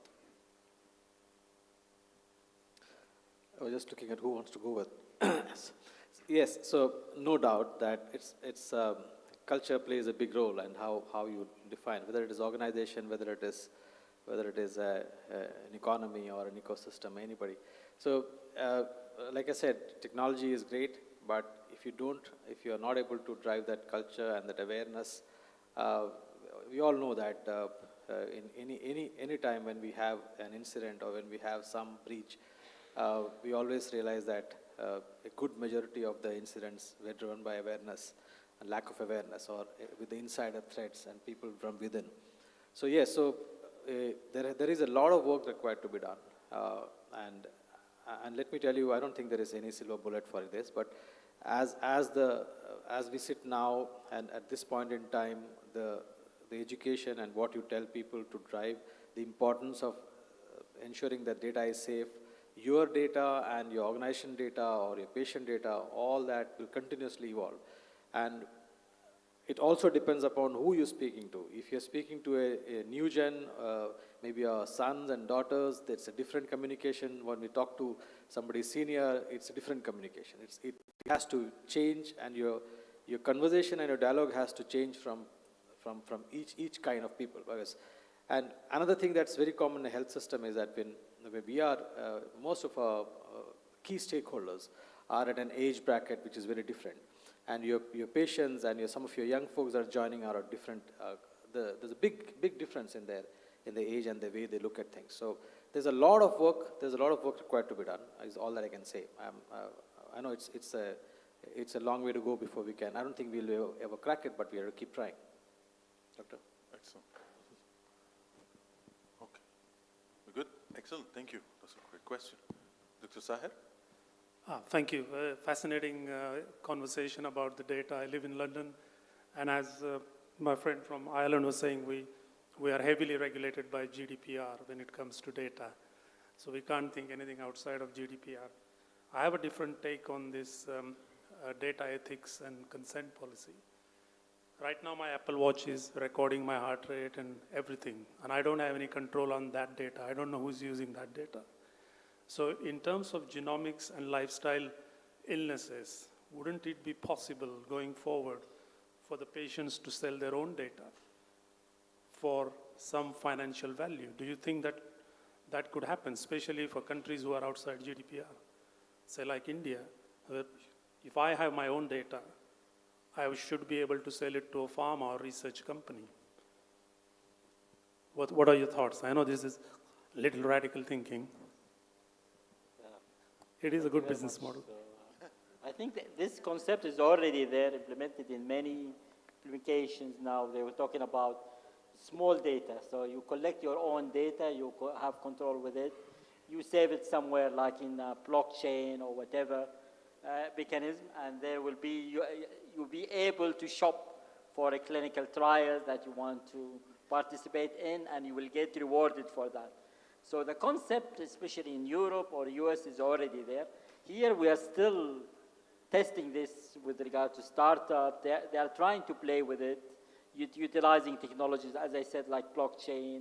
Now we are having even more secure ways of doing that through, for example, encrypting your data, what we call synthetic data. So you create an avatar of yourself, you detach it completely from your personal information, so it will be completely different person, different demographics, and then you can put it in the market to be sold for clinical trials, for experiments, or for whatever. So this is already happening, but within our region, it will take some time to mature. Thank you. I think it has a special application in the genomics for cancer, and because there is so much going on, and you can accelerate a lot of innovation if you give the patients to sell their data or give access for some return. Yeah. So I was just about to come to that. When you said you have an Apple Watch, and you still have the choice to decide who has access to the data and whether you want to have that Apple Watch actually read and whether you want to wear the Apple Watch in the first place. So it's all an individual and individuals and the people's decision as to whether you want to do it or not. And it again goes back to the point that the gentleman raised about culture. Like if you talk about an Apple Watch and sensors to a senior person in the room, he might not even want it. But the new generation will swear by it. So when you say that, is it okay for the person to sell the data? The word sounds a bit odd, but then actually most of us do it, because in a way, indirectly, you are actually giving access of your data for your own personal benefits, whether to the Apple Watch or a Samsung Health or whatever it is. So I guess like Dr. Osama said, there is something happening. May not be monetary benefits, but there are various other benefits. Yes, you might say that it is sell, or you might say barter, whatever you want to call it, but there is some exchange, yes, happening. Yeah, but ultimately Apple is going to sell my data anyway, so there you go. Can I just jump in and actually turn the question around to you, because you are in the UK, so how do you feel, is this a constraint to countries where the laws do apply, where it would be much more difficult to do something like this, and where does it leave us then with the concepts of research and even institutions such as biobanks, where you are going and you are giving your data for free, for the purposes of research? So if now all of a sudden you are empowered and you told, you know what, now we can pay you money for it, then is the line becoming a bit blurry, It is, and that's a good question. And we did a good project during our MBA, Dr. Mazin knows about that, to look at the commercial value of NHS data. And as you say, it's already happening, but we don't have any control on my NHS data. So it might happen at a corporate level. Maybe NHS might do a deal with Trump, saying you have this data for so many £billion. So this is why I'm saying if my DNA and my RNA belongs to me, then the data should also belong to me, and I should have a control to commercialize it as well. As I say, it's a little radical thinking, but I'm sure it was amusing. Absolutely. Fantastic. And I think I'm just, scraping through the audience if there is any final questions. It's very important to understand the concepts laid out here, relating data, privacy, security, and with the innovation that is happening, whether it's in genomics, renal care, as we are speeding up in the way we innovate and transform. So maybe final thoughts from the panel in the last, 2 minutes. 30 seconds, and let me start with you, Mr. Vineeth. Just a final thought in terms of where we're going with healthcare, innovation, and impact on privacy and security. 30 seconds. One statement. Healthcare is very evident. Healthcare is going through a huge transformation, and obviously, as we all know, the pandemic has been a catalyst to that big time. Healthcare, I believe, is going through a change perhaps many other industries went through a decade ago, the bankings and the retail, and healthcare is become very much driving the whole technology transformation big time. Yes, with that comes a lot of responsibility and a lot of the so-called risks, as we call it, in terms of data privacy, data security, and you have to ensure that you're on top of it. I don't think anybody has any second choice on it. You have to ensure it is safe. Absolutely. Thank you. Dr. Osama? Okay, thank you very much. So I think that privacy and security issues will keep nagging us as much as we are forced now to develop more of digital care models. So we are talking about hospitals without walls, we are talking about home care, we are talking about telehealth, we are talking about even self-services now. Now you have like your genomic, your epigenetics, your data that are coming now. People will be more empowered even to challenge their doctors or their AI algorithms or whatever. So things are getting more and more complicated, but fortunately there are more elegant solutions are coming to the market. I just named, for example, synthetic data, which could be a very nice tool to solve a lot of privacy and security issues, and more to come, inshallah. Excellent. And last but not least, the last half of the panel, Dr. Hinda from Precision Medicine. Sure. So, obviously technology is revolutionizing the healthcare, and the possibilities are enormous, even in the personalized medicine, precision medicine space.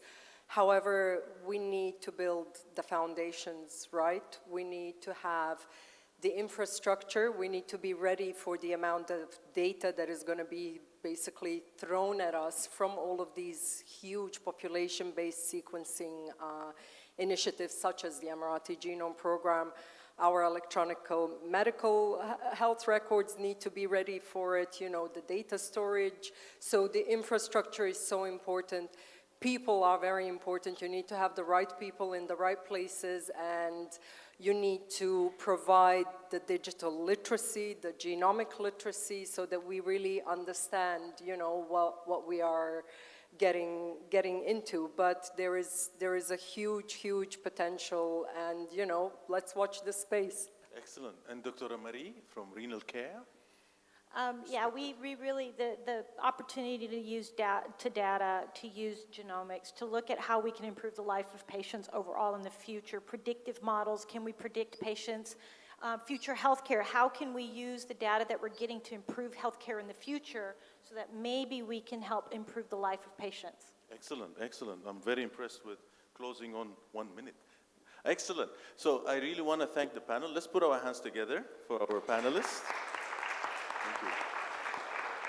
Very enriching and informative. So we're going to have actually a 60-minute one-to-one meetings from now till 15:45, which is 3:45 p.m., from which then we're going to have a break till 4 p.m. Enjoy the networking. Please get to network. We have the panelists. Come and ask and connect and link up with them on LinkedIn if you like. Thank you so much. Enjoy the next hour and 15 minutes.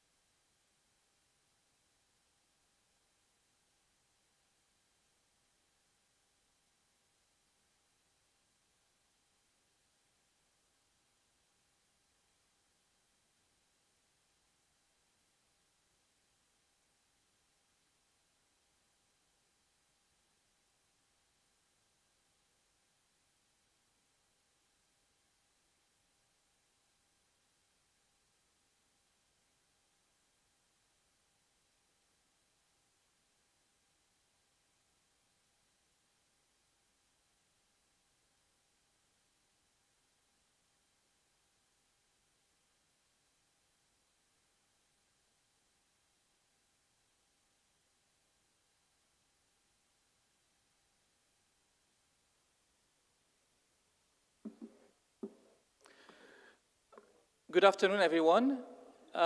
We will be starting the afternoon session a little bit earlier than scheduled, and hopefully we'll finish a little bit earlier than anticipated. Our next panel is Investment in GCC Healthcare Digital Infrastructure, and I would like to call our esteemed panelists to the stage. Mr. Sandeep Sinha, who is the Head of Healthcare Consulting at GLL MENA. Dr. Haidar Al-Yusuf, Managing Director of Al-Futtaim Health. Mr. Shetan Segal, Director, Strategy and Investment at Bourjil Holding and VPS Healthcare. Dr. Rayyan Al-Harbi, Medical Director at Mediclinic Al-Murjan. And Mr. Ali Jum'a Al-Ajmi, Director of Digital Health Department at the Ministry of Health and Prevention.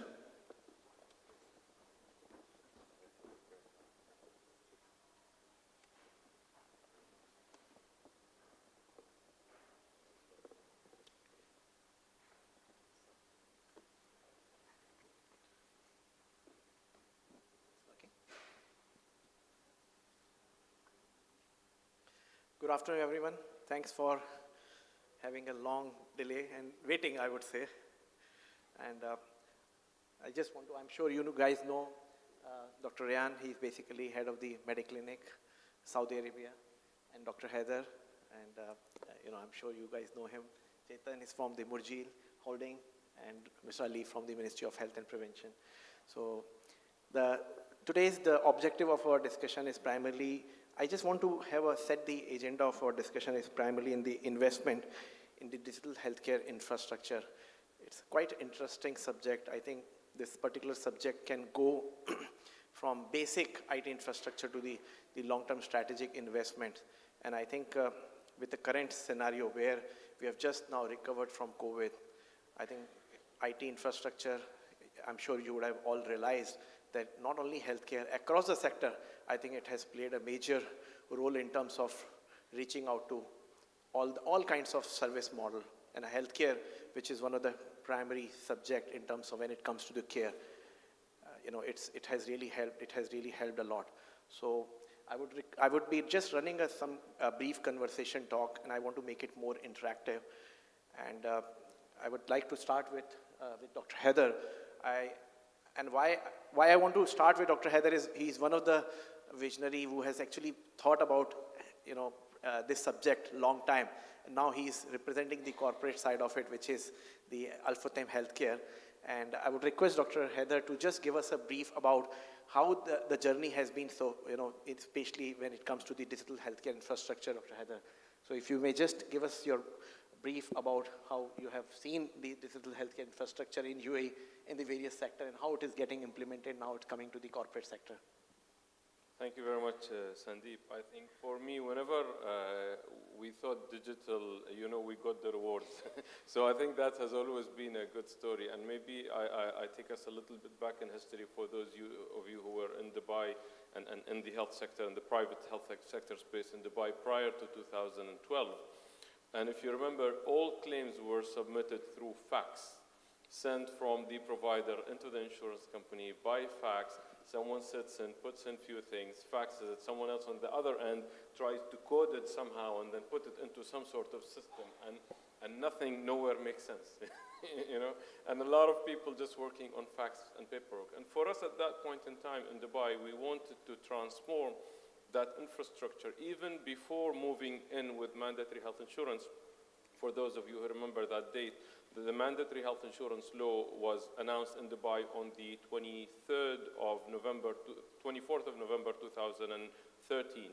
But 1 year prior to that, we had started with building the electronic infrastructure for that, and we had mandated electronic claims, and we trained the entire health sector of the Emirate of Dubai to move from basically paper claim on fax into a standard coding system where we're able to look at everything as apples versus apples, and using a standard coding model to submit claims. And suddenly what happened in Dubai, we moved from that random environment into sort of one of the most organized data sets in the world, and that was the testimony of international experts all over. And the model we've created for informational infrastructure had become an international benchmark.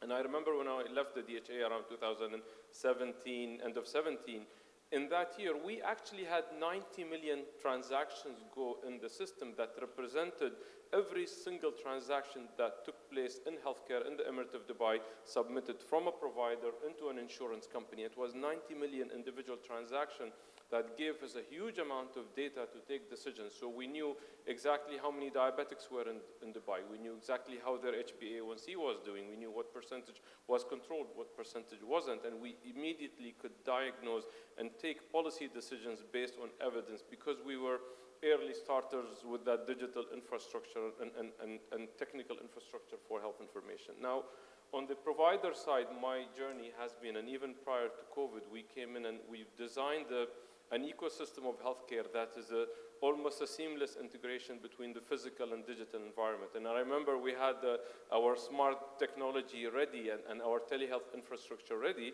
and at that point in time, from a regulatory point of view, we couldn't do it, right? Because telehealth consultation were not recognized, and then suddenly COVID hit, and we were the first adopters of technology because we had that infrastructure ready, and we were the first ones that were able to actually go live with telehealth and implement that. And today we've created that ecosystem of physical versus digital that basically wraps around the patient to provide them with the most convenient level of service where they need to. So for me, my journey both on government, on private, digital has always been a plus, and wherever you do that, it helps you move into the future much faster than everyone else. Agree, and I completely agree, Dr. Heather, because I have experienced this, especially in your couple of facilities, and even few of our friends wherever they have gone now. Even most of the private healthcare institutions now actually have done a lot of investments in last 3 to 4 years when it comes to the digital and then digital infrastructure. And also looking at the new age technologies, I think that's another area where we are seeing a lot of investment coming in. Now, while you had started this journey long back and how the things have changed, I would come back to Dr. Ali. Maybe it would be good for you to give us your perspective, how the things have evolved in last 4 to 5 years, and what are the areas where you see that there is a more investment is required, and also how you see the partnership going forward for the private sector or the public sector. I remember when we started, I think building the National Unified Medical Record Blueprint. And when we saw it, we didn't see it as it's just a technology. We made it like the technology is the backbone or the enabler of the initiative. And we built a whole, all the services, all the medical records, whether it was e-claim system, National Unified Medical Record, surveillance, and we wanted to build the backbone or the infrastructure, whether it was technology or also a legalization. We worked with also health ICT law, where everyone knows about this, and it was published even before the COVID. Plus also we built the medical liability law, which governs all the telehealth solution. It's published also in 2019. We wanted to make sure that the market and the healthcare providers or health tech, they can give the services to the citizens, to the healthcare providers. So it's now governed by the UAE, and we built also a national committee where we wanted to make sure everyone is talking the same language. And especially in healthcare, there is an ecosystem. There is the lab, there is the medication, there is the people who are working with the, physicians. All of them, they have a certain ecosystem, and we don't want to disrupt this. While in the backbone for it, we made a lot of things. We made like agreements between the health tech. We created the National Health Information Exchange, where private and public sector, they are ready to onboard or exchange the data between each other in a secure manner, making sure that the privacy of the patients is being taken care of. We created also a consent management system. I'm sure you know about Riayati. Riayati means My Care, is the National Unified Medical Record. We already onboarded NABOD, which is the Health Information Exchange for Dubai. and also for the Northern Emirates. And by the end of this year, we will onboard also Malafi, which is the Abu Dhabi. All of them are all integrated and under one standard, unified standard. All of them, they're talking the same language. I believe we should take a Nobel Prize for this, that we made everyone talk the same language, whether it was from Abu Dhabi until the end of the city of UAE, all of them with all the strange, I would say all of the healthcare providers and all of, despite of their background. And we came up also with, I would say, a PPP model. Riayati is based on PPP, public-private partnership, between the private sector and the public sector. The government cannot do it alone. It's a responsibility of everyone. And we made sure that we help also the private sector to get on board, just to make sure that to reach to the point that we have all of the data to take the right policy and to take care of our citizens. Right now is when we went big bang with the unified, I would say, standards and unified also go live of the Riayati system, we collected more than 300 million unique clinical records. It's the structured data where we wanted to make sure that we take the right decisions on a structured data that is coming from the public and the private sector. And it was like a success. And the idea is we wanted to make sure also to take this business scenario, not only in UAE, just to help also other countries to build their national unified medical record. Thank you, Dr. Ali. I also want to understand, because now you have given it from mainly from a UAE perspective. I think we have a Dr. Ryan who actually has a very strong experience working in the Ministry of Health, the HoldCo, and as well as now with the private sector. I think he also had a very good experience, a journey, and also the part of the Vision 2030 in Saudi. I would like to hear, Dr. Ryan, what are your views? And just see the parallels, and then we have a Chetan, who basically will be talking about how the government has initiatives and has taken place, and how these private sectors are taking the advantage of these initiatives. Please, Dr. Ryan. Thank you, Sandeep, and thank you to the esteemed panel. I believe the landmark that we had was unfortunate. It was COVID. But COVID, I think, accelerated a lot of stuff regarding the digital healthcare and the infrastructure, and it expedited a lot of initiatives, as my esteemed colleagues actually mentioned. In the end, the main purpose and course of digital healthcare is to improve the quality of care and the access to patients. And in COVID, we saw many initiatives either in the UAE or in Saudi Arabia. We had 6 or 7 new platforms, digital platforms, a national command center to direct what will happen in the coming months of COVID. Around 2,500 patients were detected by app alone. And I think that was a landmark. The GCC excelled in their strategy to control the COVID and to move from there. But now comes the next step. How will they invest in more in post-COVID? And I think in HoldCo, the health holding company, my experience there is in healthcare transformation. What is the relation between regulator, provider, and payer, and how can we provide digital healthcare in that area, and where to invest in it? One of the many investments is the electronic medical record, to unify the electronic medical record. I think the UAE has succeeded in that. Saudi Arabia is in the phasing of doing the unified electronic medical record. Majority of the hospitals have invested in that, but the future is telemedicine, digitalized healthcare, either in home healthcare or in teleradiology, telelab. We see mass investment in the governmental sector, but also the private sectors.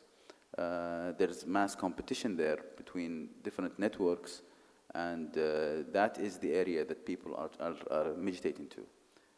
We've moved from the patient experienced phase to the user preference phase. Sure. Now people want their medication to come at home. They want the lab to be taken at the convenient place for them. So I think that is an area we need to go to. There was a study I just read like a few days ago by one of the consulting firms, is where the areas that we're going to see investment in the future in the digital healthcare, either by caregiving, by guidance, by assembling patient groups, digital, by the wearables, and different areas of things that are different than telemedicine, different than actual EMR records, the basic things which are going to be mainstays. But now we have a new age of digital infrastructure. I just want to point out, we should not, there are 5 areas that we can invest in healthcare. There's investment in regulator, to make things accessible for people, to have a good oversight of what we are going to provide. Providers are a very important part of investment in digital infrastructure. Payers, as Dr. Haider mentioned, how this changed in the UAE and changing in Saudi Arabia, and it's a very big market there. And the 2 other areas that have been very good in investments are suppliers. I think the UAE now has a lot of investment in manufacturing of pharmaceuticals, of consumables.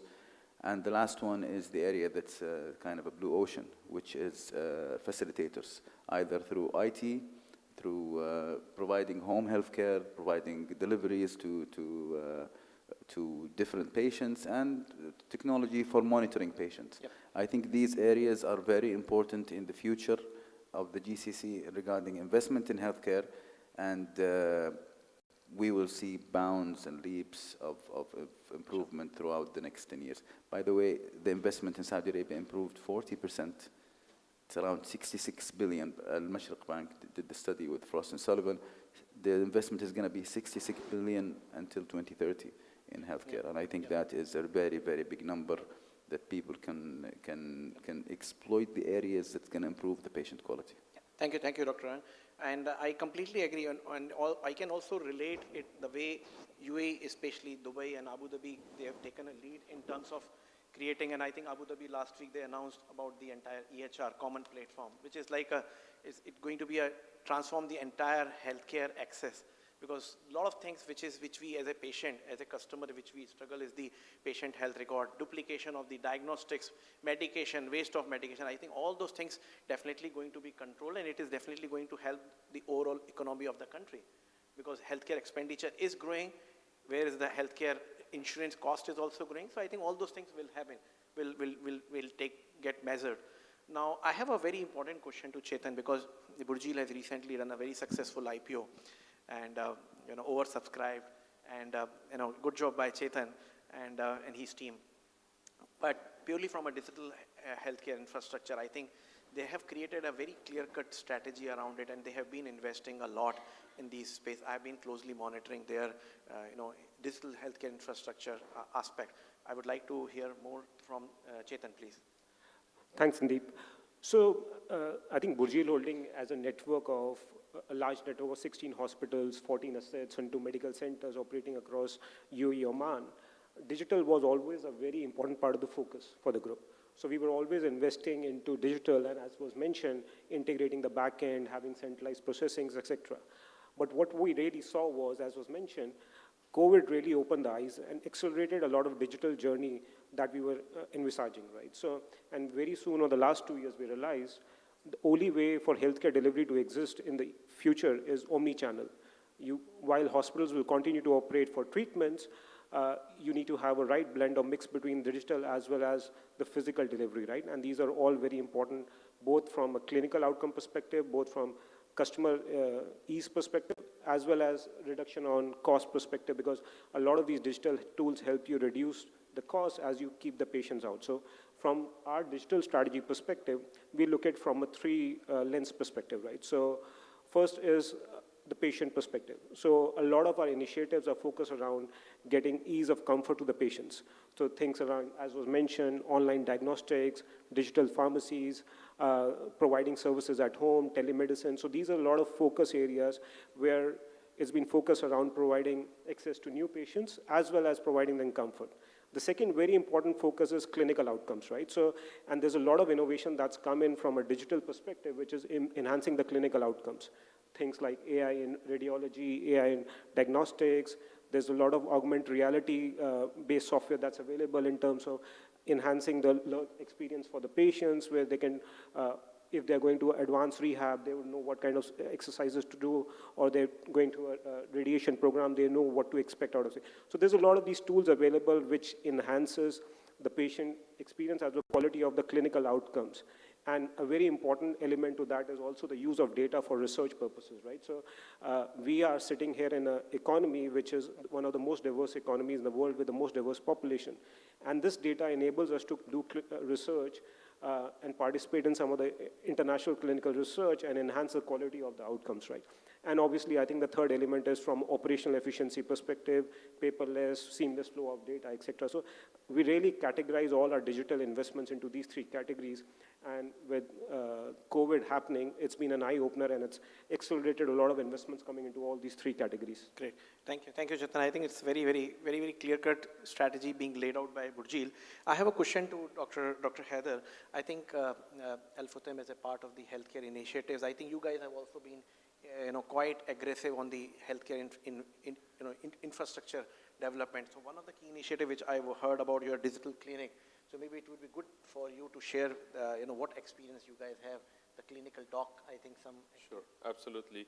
So this is actually a technology for which we've won a couple of recent international awards, and basically we call it Smart Doc and Smart Clinic, and it's a technology that allows the doctor to remotely examine the patient, i.e. the doctor could be sitting in his or her clinic and the patient many kilometers away. And the technology is operated by a member of the nursing team, but it can also be operated by the patient themselves. And the doctor can listen to the heart, listen to the chest, look into the ear, and do fundamentally a full examination of the patient remotely. And we have today 6 of those smart clinics all over Dubai, serving employers, serving sort of companies. And these are very good where you don't necessarily need to spend the entire amount for a full clinical team because of the volume expected in that particular location may not be very high. So it does not justify a full clinical team. However, you need that clinical assistance there. The technology can be stationed in one place, so we have these fixed locations, but you also the technology can travel to the patient, so it is also happening as home service. And a personal experience on that, I remember my mom was not feeling very well. It was late at night, and she said, look, I have this dizziness. I'm not feeling well. What do you think? So I called my medical director, and I said, where should I take her right now? Which hospital? He said, no, wait, I'll send you the team. So he sends the Smart Doc team. They come in. They do a full assessment. They look into the ear, and they actually see ear infection that's causing her to be dizzy. Medication delivered within half an hour. I called her, and I said, how is it going? She said, oh, amazing. They checked everything. I already feel better. Antibiotic comes in within half an hour, and she starts antibiotic. Next day, she starts to feel well. So a very immediate application of a digital solution saved an elderly person to go into hospital, get exposed to infection. And it truly touches your quality of life, your cost of healthcare, and everything that the healthcare system is actually about. So for us to bring in this technology to the UAE has been a huge step, and to be honest, we see the rewards of that. And how you have been able to integrate the insurance platform, let's say if it is being used by the... Well, it is still built as a doctor visit, basically, so the doctor examines the patient and evaluates it. So obviously, we had to introduce the technology to insurance companies, and based on the insurance network, some of them cover the home visit as well, others cover just the clinic visit. So it's already been integrated within our current offering for that. Fantastic. Thank you. Thank you, Doctor. Dr. Ali, I have a very interesting question, like purely from a, how do you see this market opportunity from the technology provider? Because, you have new innovation happening, right? You also have a lot of regulation guidelines which is being laid out, right, as a part of the national healthcare technology initiative. So maybe I think it would be good for you to kind of give a perspective on that, please. Basically, it's what we have seen is when we build the policies, you know, health tech technologies, companies, they came to us. They said, what are the rules, what are the regulations, what are the compliance that you are using for the, in UAE to make sure that we go directly within the market? What are the information that we need? We need to know what are the numbers, basically. It's because they wanted to build their, I would say, business case in order to go to the market. So we came up with 4 initiatives. And one of them is, after building the National Unified Medical Record, we're going to build the biggest, I think, data warehouse, where all of the information is going to come inside. And the second one was how to create a model where we can share with them the data. They build their research and they can go directly to the market after they are meeting up with our compliance standards, which we already posted on the website. So all of the health technologies companies, they need to go to these compliance documents and to make sure that their technologies are compliant with it. And directly they can go to the market. And the open data, it's already been shared on the website. And once they finish, I would say, their study, we publish it also in our research back on our website. So we wanted to make sure that all of the data is up under there.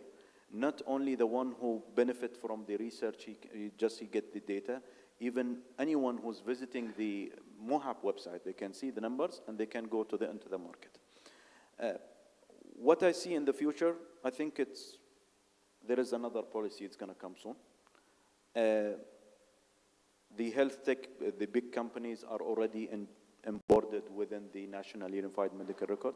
However, the small and medium enterprise, and the one who's having, we call it the gadgets, the health gadgets like Fitbit, devices, they're going to come up right now soon, when they are going to be our focus on the future.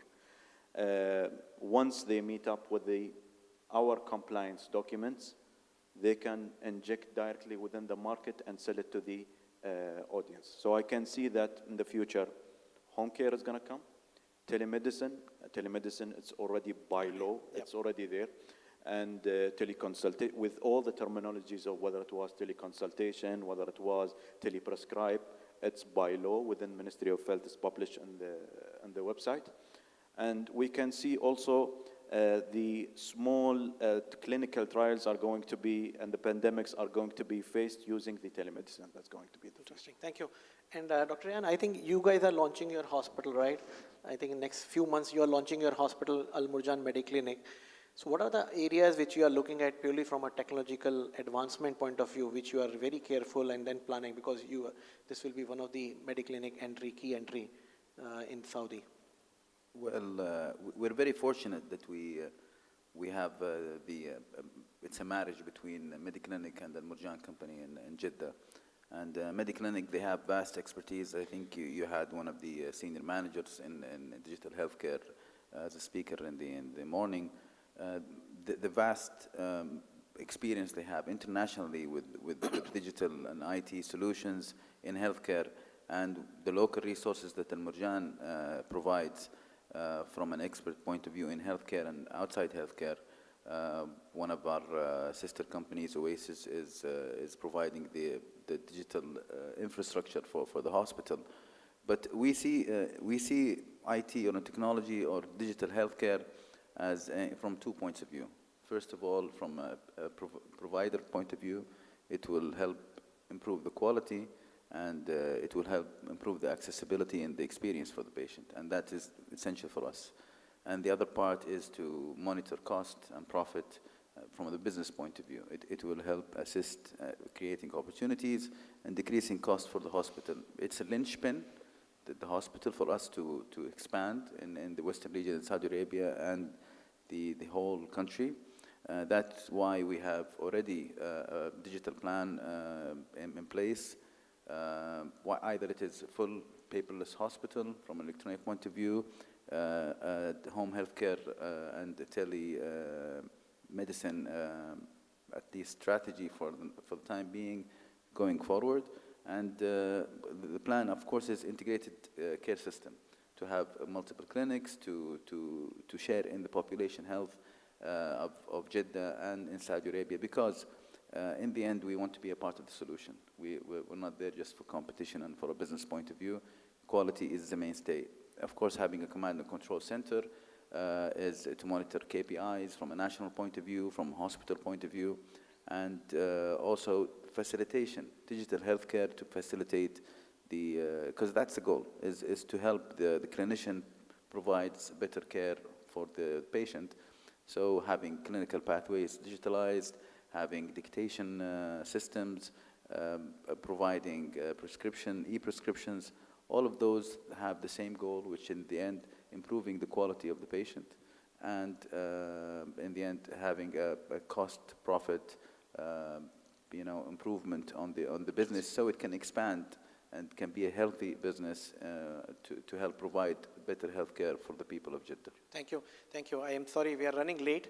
I just want to check with the audience if there are any key questions with the panel. Feel free, because this is an opportunity for us to clarify, because we have an eminent panel from different, experience. So, anyone, please.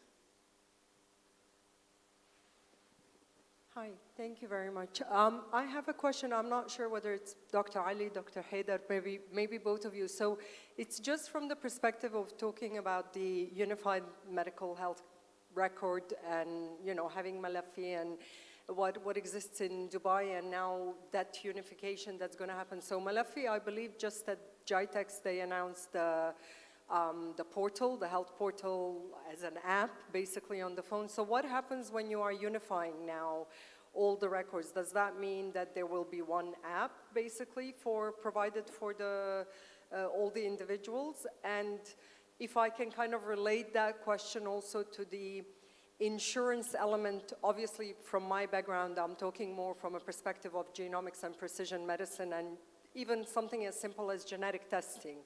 What happens in terms of reimbursement and the insurance? Is one rule going to apply to patients in Abu Dhabi and Dubai and other Emirates? Is it going to be reimbursed? Like how is that ecosystem going to work? So basically, it's what we have done with the National Unified Medical Record. We created 4 committees. We don't want to stop the innovation. We don't want to disrupt the ecosystem itself.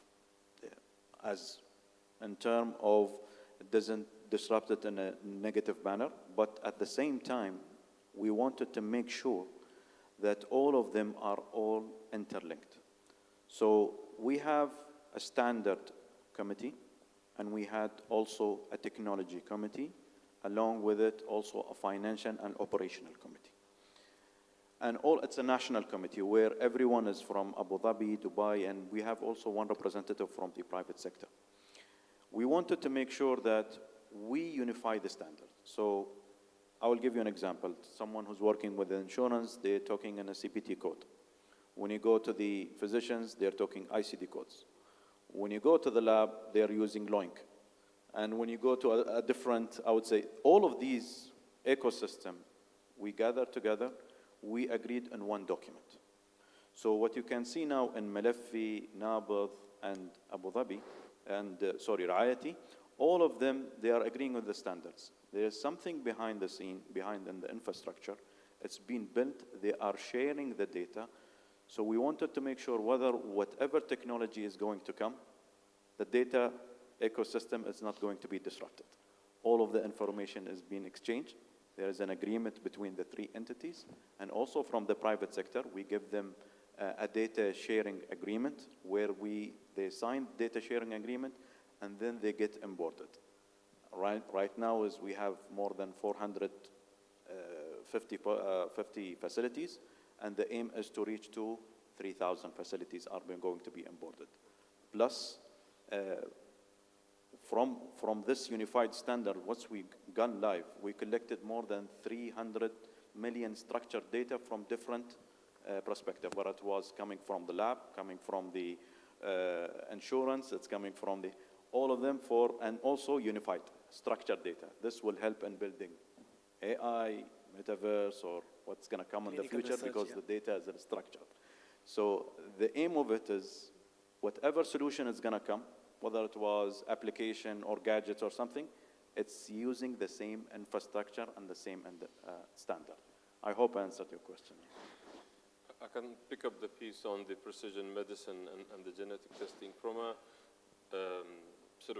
regulator's point of view in terms of what's covered and what's mandatory and what's possible. Obviously, the regulators always work on what's called the essential benefits package. What is the absolute minimum level of coverage that has to be covered for everyone in UAE, in Dubai, in whatever sort of insurance regulatory system that exists. So we always define that minimal coverage or that essential benefits package based on best practice evidence. And then we slowly evolved that. So when we started in Dubai, we had that essential benefits package, and then we slowly annually review what are the best practices, what's coming up, what's evidence-based, and what do we need to include in that. And sometimes we try and be ahead of the curve, and that's what we've done in Dubai around 2017, where we've included screening for 3 types of cancers within the essential benefits package. So we brought in screening for breast cancers, for cervical cancer, and for colorectal cancer as part of the essential benefits package. And that was the first insurance coverage on a mandatory level, on a national level, to include some form of screening. Regulatory systems evolved, and as more evidence becomes available on precision medicine, and as the cost drops as well and makes it cost effective, and there is financial evidence and clinical evidence, these interventions become incorporated in essential coverage. But you will always find more high-end packages will bring these initially, and then gradually they're filtered through. And regulators are constantly evaluating those interventions and slowly bringing them in. We've seen also the introduction of mental health into the Dubai Essential Benefits Package a couple of years back, and these regulatory systems will continue to evolve and catch up with the best practice. Thank you, Dr. Haider, and thank you, Dr. Ryan. And I'm sorry we are already late by 5 minutes. We can just have a chat in case you have any further question. Thank you, gentlemen. Thank you, Dr. Ryan. Thank you so much. Thank you, Dr. Haider. Thank Thank you. you, Chetan. Thank you, Ali. Thank you for a great presentation. Thank you. Thank you. Thank you, Sandeep, for managing a wonderful panel. I'm envious. However, my panel was good as well. So no love lost. Thank you. So please feel free to reach out, Dr. Haider, as always, great. And Bashmahandis Ali, Allah yahfadkum. Thank you, Dr. Said. Always great to see you. Thank you. So our next panel is going to be moderated by a wonderful gentleman all the way from Abu Dhabi.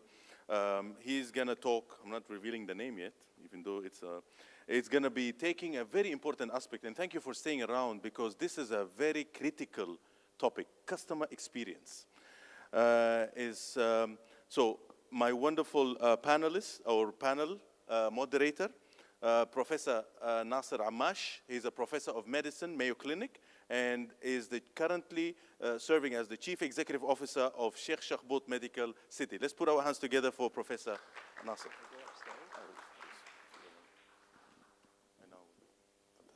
Thank you. Please, come on. I'm not going to be alone at the end of the day. So it gives me a great pleasure to moderate this session at the end of the day, and thank you for staying late to hear us all. We had a great day with digital transformation. We talked about precision medicine, AI technologies, even went to the metaverse twice, and now we're going to bring you back to Earth. Because are we really improving customer experience by talking about digital transformation, honestly? And we have a great panel. We have Farah, who's a nurse, and now a deputy CNO. We have the clinician arm. We have also Mona Lisa, who's head of patient services at Saha.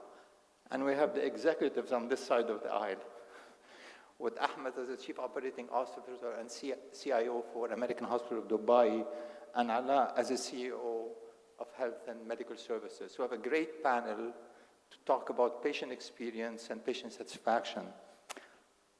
Hind, talk to me. You have been a nurse before, and now you're deputy CNO. Are we improving patient satisfaction and customer experience by all this digital transformation? Good afternoon, Dr. Amash. Good afternoon, Dr. Ammash. I'm Farah, not Hind, by the way. Afra, sorry. Good afternoon, everyone. First of all, I would love to thank Kareem and Makram for inviting me to this amazing congress today. Thank you so much. And let me first define a happy patient on the ground from the nursing perspective, since we do work on the patients on the ground hand by hand. So in order to reach a happy patient, us as healthcare providers, we have a journey we pass it through. So in this journey, it's characterized by or highlighted by safety. So in order to maintain the safety, to reach a happy patient, we do have a lot of chapters. In each chapter, we do have a lot of policies. We do have, for example, a chapter which talks about a patient identification to make sure that the right treatment is reaching the right patient is undergoing the right procedure, and so on. We do have a chapter which talks about patient and family education. So we always make sure that our patients are very well educated. We make sure that our patients are up to date with their current status. We do have a patient about patient and family right, which maintains the right of the patient in accepting treatment, refusing a treatment, or further discussions and so on. We do have chapters which states, which controls the medication management and usage. And in here, we make sure that from the time the medicine is prescribed till it reaches the patient, it's safe. And so on, chapters and chapters, which keeps our patients safe and centered. When we talk about keeping our patient centered, giving the focus of the patient, we start building a trust. When we start building this trust, so it is the end of this safety journey as healthcare providers who are complying to all of those safety measures to reach a happy patient. Reaching this level is only the start point. So here, let me define a happy patient. He's a vulnerable person who is seeking safety throughout our safe practices to trust a healthcare system, to trust a healthcare providers, to trust the medical management. Okay? Here only, we can start saying that this is the start point of building up the patient experience. Starting from this point, we can start topping up with services, with experiences on the ground, with technologies. Well, the more we top up with services, the more we raise the bar in the quality services and the quality we are providing for the patient, the more the patient is happy. So yes, adding technologies and all of those things is very important. It is, let's say, saving time for the patient. It's making the patient having an access to his medical records. It's helping in a lot of cases, but still we have a journey we have to pass with the patient, and that's the base where we can start building up more and more. I cannot agree with you more, because I think when I finished my training in late 1980s, patient safety and quality was the goal. But then in early 2010, we started talking about patient satisfaction as an important part of the value equation that we all strive to get at. And now that is more like a customer experience. So if there's no question, patient safety and quality, but out of that patient experience during those services, what are the most important elements? Is it access? Is it reliability? Is trust. Trust. That's very good. Trust in the care, at the competence of the team that's taking care of the patient. Of course, because when you are sick, of course, the extra services, having access to your medical records, having easy life and monitoring your own vital signs, having wearable devices, it helps you as a patient. But still, you need to trust someone. You need to sit in front of someone and see the hope and the trust in his eyes so that you can trust the medical management and the medical treatment and the devices you're going to be wearing or using or utilizing. I agree with you, because if there is trust in the healthcare delivery, people will not travel abroad to get their medical care. Exactly. And that's trust that people will have to earn, and healthcare organization that's the base. have to earn. And that's why I started with defining a happy patient from the first point. Because when you have this one, you can build up customer experience. You can utilize the wearable devices. You can utilize the medical records and the access for the patient. So, but if you don't have the base, you can't build up. So Mona Lisa, you have a patient who is happy and trusts the care being given. How can you optimize the service as a head of patient services at Saha. So now you get them to that next level of happiness. I like that. So we're talking, so for me, it's definitely the trust, I think, is at the core. But it has to come with everything else. So it's the 3 Ps that we've known for forever, and those are the process, people, and products. And I think where we kind of sometimes diverge from patient experience or kind of misunderstand is that we pick one and then leave one, or we tend to have different people in an organization defining it differently. So some people you'd ask, what is patient experience? And they say it's all about access. And others you'd ask, they'd say it's about smiling to your patients. But unless we have all those pieces together, we've got the product, our medical treatments are, of the highest quality. Our processes need to be in place, whether it's the waiting times, the access to care, the appointment availability, all of that needs to be, and that's where digitization comes in, but as an additional layer, not as a foundation. So if you place a layer of digitization on processes that are broken, I think there's more damage there than any good. And then people, the third pillar. Now with people, it starts from the beginning. You need to hire the right people, and not just I'm not speaking just technically, but hire for attitude, retain, and promote for that attitude and that culture that you want to promote. So I think all of these come together to create those services or that optimal, ideal patient experience. Ala, when you and I talked last night, you told me about the human factor. I give you a mic. Actually, we've been talking since the morning about the innovations and technology and all that, which is definitely, I agree with. I have been in this business for the last 30 years in a management positions, so I have seen the evolvement of this journey of customer service, and the definition has been changed all along. What is customer service and why it is?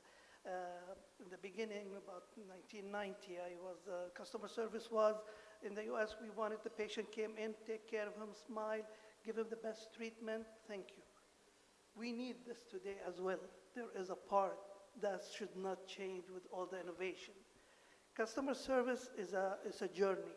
It starts before it was started with the patient comes and say hello by the step door of the consultation. Now, the journey starts from the marketing. The minute you talk about your organization, how you perceive the organization to the patients. Patients right now, they demand to be partner in their care. They have to have ownership of their health care, and they want to be very transparent with them. So technology is very, very important right now, but when and how and where to use it. As I said, there are phases in the customer service journey. The first phase, which welcome marketing, how to reach the hospital, how to take appointments, how to confirm the appointments, how to see the doctors, their skills and all that. That technology is very important in this phase, and this is make it much easier for the patient to reach and to seek the best doctors, best services. The second phase, which is the most important phase, and the main block of this phase is not the patient. It's how you select the right staff to take care of this. This is the main block of the second phase. Second phase, yes, technology is needed. It is as important as a stethoscope for the doctor. But at the end, the doctor has to listen, not the stethoscope is not going to do that. Same thing, all the technologies that we're talking about today, it helps to make the experience better, but it's not going to replace the experience. We still need the doctors, the nurses, the smile, how to take care of the patients. Now, the two things that should be the new thinking, or it is starting, but still we don't use the technology to the right way of how to disrupt, how to improve our customer journey, which the patient will demand in the future. Now we collect all the data. We've been hearing the word data all day long. What do we do with it? And who's taking care of it? We collect data.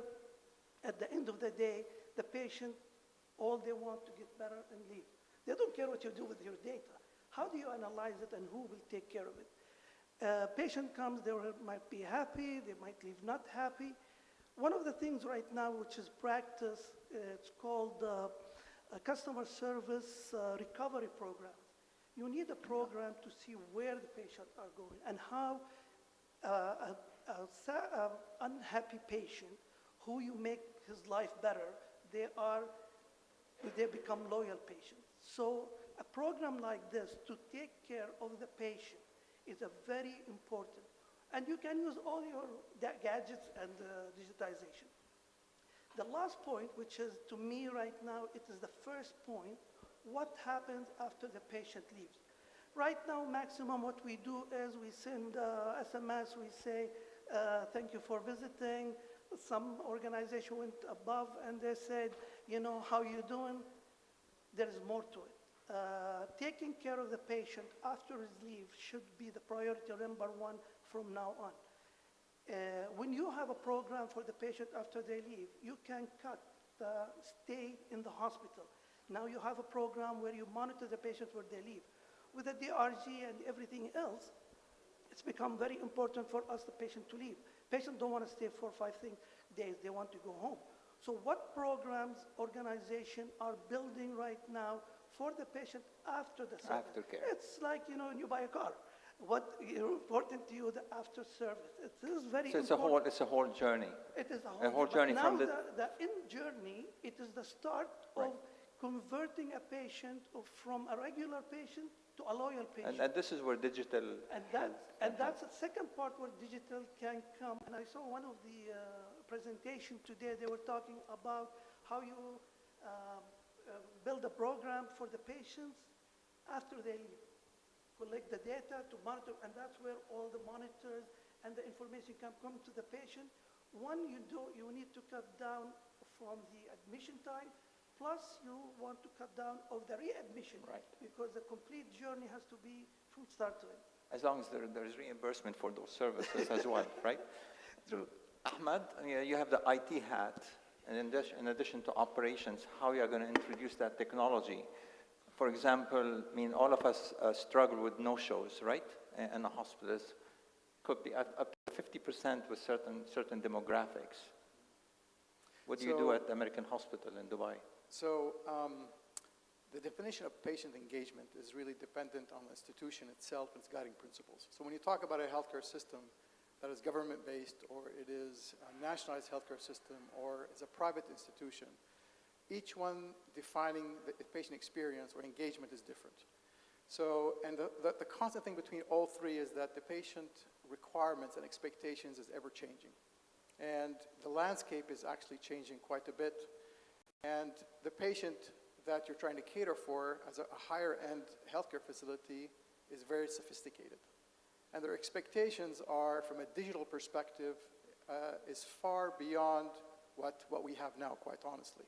Their expectations when they deal with their the banking or the travel is intuitive. They control what's happening with their journey on each one. And when you talk about the engagement of the patient within their journey at the facility itself, and the communication between the facility and the clinical encounters they have, is not there.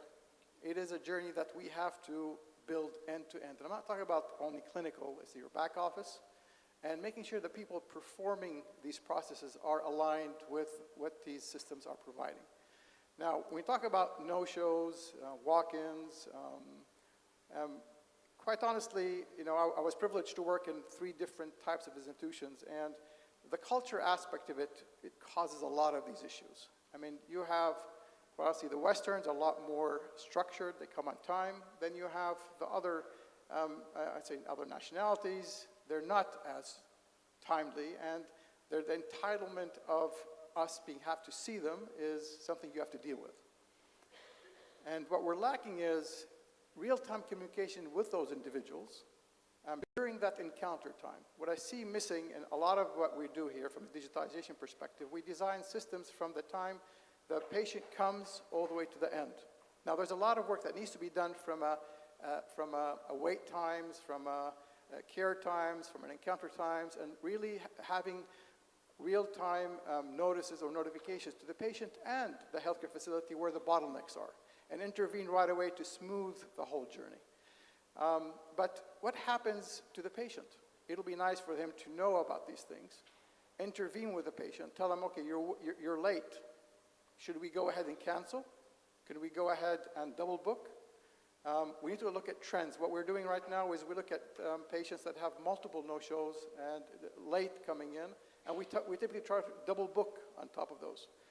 But again, it's hard to do it with longer type sessions like dialysis, like physiotherapy, like So it's a psychiatry. great thing. I mean, honestly, because a lot of the patient's experience or customer experience depends on their behavior. Yes. Right? Yes. And when you say somebody's experience, it's like their observation versus their expectations. Their expectation is to be seen whenever they want to be seen, Yes. rather than come at 9 o'clock or 10 o'clock. And if their observation is different than their expectation, you're not going to have a happy customer. Look, you can't please. I mean, you're dealing with humans in general. Yeah, It's- that's a it's human something factor that's, we talk about. It's really hard. But ultimately is, if you engage with the patient before they come to your facility and set their expectations, the issue is the only means of communication is going to be through your mobile. But you do have also a percentage of your patients that are not tech savvy, don't speak English. Or you have international patients. How do you deal with those? So these types of patients would be your exceptions. But if you can handle 80% of the remaining ones, that should reduce your load to free up your time to actually spend. So you on can those. use AI technology Yep. to predict which patient is not going to show up based on That their is prior history, right? Yes, that is and you can try to overbook during that visit because he or she might not show up, right? Yeah, I mean, and it's easier to get away with it when you have your 15-minute slots or 20-minute slots. But you can't do it when you have your psychology, psychiatrist, dialysis, or physiotherapy because there's 1 hour slots. If you double book there, you're definitely going to have unhappy patients. Allah, you want to say something? No.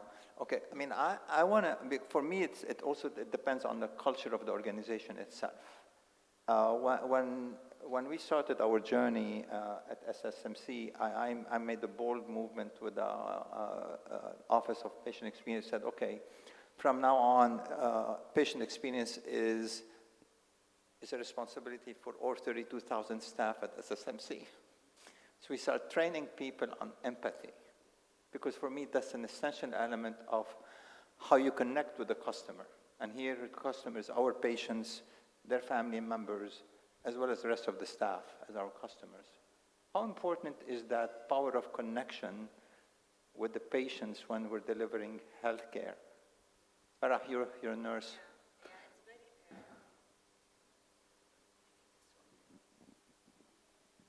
Connecting with the patient is one of the most important things, because if you will go on the ground and you will hear to the complaints on daily basis, you can never set one criteria to deal with the patients. It's different criteria for different patients, for different environments, for different situations, for different backgrounds. So all of those requires a high level of flexibility from the nursing team or the medical team or whoever is dealing with the patient, in order always to make sure that the patient is satisfied, that we are there on the plan. We need always to identify the gaps, what's going on with the patient. We need always to know exactly how to deal with each and specific patient, depending on the gap we are identifying. So it's always different. There's no specific criteria. Mona Lisa, what do you suggest to do to improve that customer expectation and satisfaction, really? And the whole experience when they come to any Saha facility.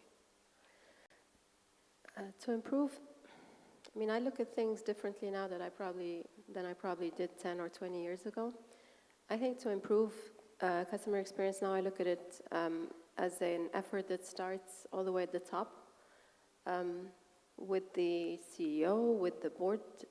It needs to start there.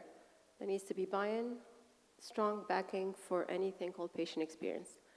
One definition across the organization, and then just driving that as a topic that comes up at any meeting, every meeting.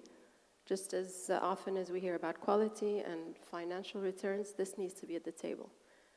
With that needs to be a lot of role modeling. So the CEO, the CNO, the CMO need to be, if we're talking about empathy, they need to be an example of empathy. And then it cascades all the way across and down. So for me, this is where it starts. And then, of course, you equip people with the tools and the trainings and whatever they need, but This is where it starts. Plus, I would say the other one that I've come to believe a lot in is accountability and reward.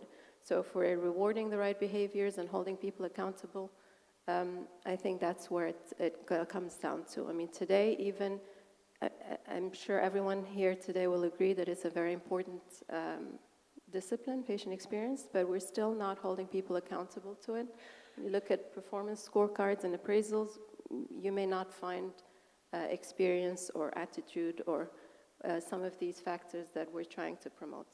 So I mean, I think the accountability part in the patient experience is very important at all different levels of the organization as part of the scorecard that I believe is important.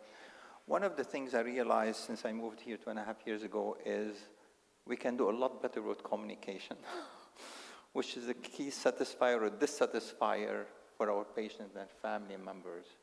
How good are we with communications at different facilities? Any of the panel? Ala? Actually, as Mr. Ahmed just said, it was very important that there is no one-size-fits-all. So even in terms of communication, which is very, very important, how to deliver the communication, you have to study the targeted audience, your targeted patients, because the panels before us, MediClinic, they have in Europe, they have in Dubai, and they have in Saudi. I am sure the communication across each sector is a little bit different than the others because of the culture and what are the targets. So it is very important for us to understand our customer, who are they and what are they demanding. Even in Dubai here, different hospital has different requirements because of their targets. So communication is very, very important, but we have to understand our target to see what language to use. I'm not saying about the exact language. Some, they are okay with SMSs or emails and stuff. Some needs verbal communication. So we need to understand our target so we can deliver the right communication to them. But communication is the base for everything, definitely. With empathy and respect is a universal language. So I think that's important. Ahmad, as a head of operation at American Hospital, what's the latest thing you have done for patient experience? We do take patient experience very seriously, actually. And our tolerance level of our front-end staff is quite low if they don't really achieve those targets. Ultimately, you're catering for higher or premium patients coming in, and these patients have a choice to go elsewhere.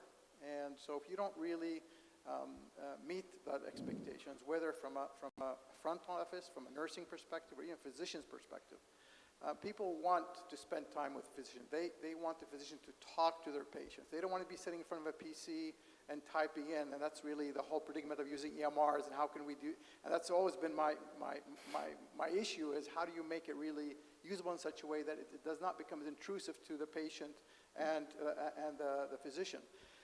It's time given back to the patient that's critical across the whole ecosystem. Now, we are in Dubai where it's a very multinational, population. You have people from all around the globe here. The word empathy itself is different.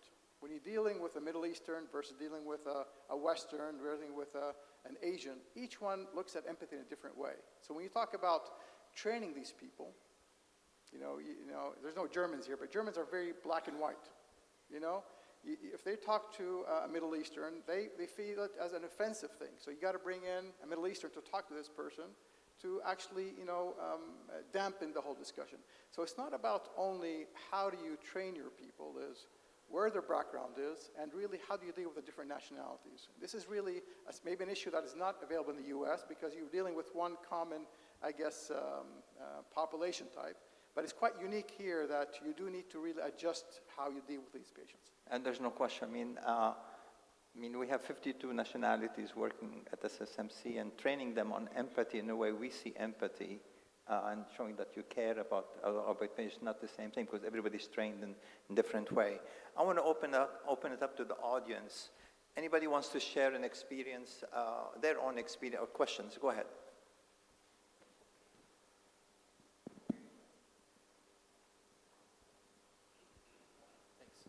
So thank you so much. Very nice talks. I think this is, as a physician, first of all, I'm Ibrahim Abu Ghaida. I'm a radiation oncologist at Burjeel. And I trained in different parts of the US, so it's very nice to see the points that are raised, and I think this is the most interesting part of the whole day for me as a physician, coming from a Western country and practicing here.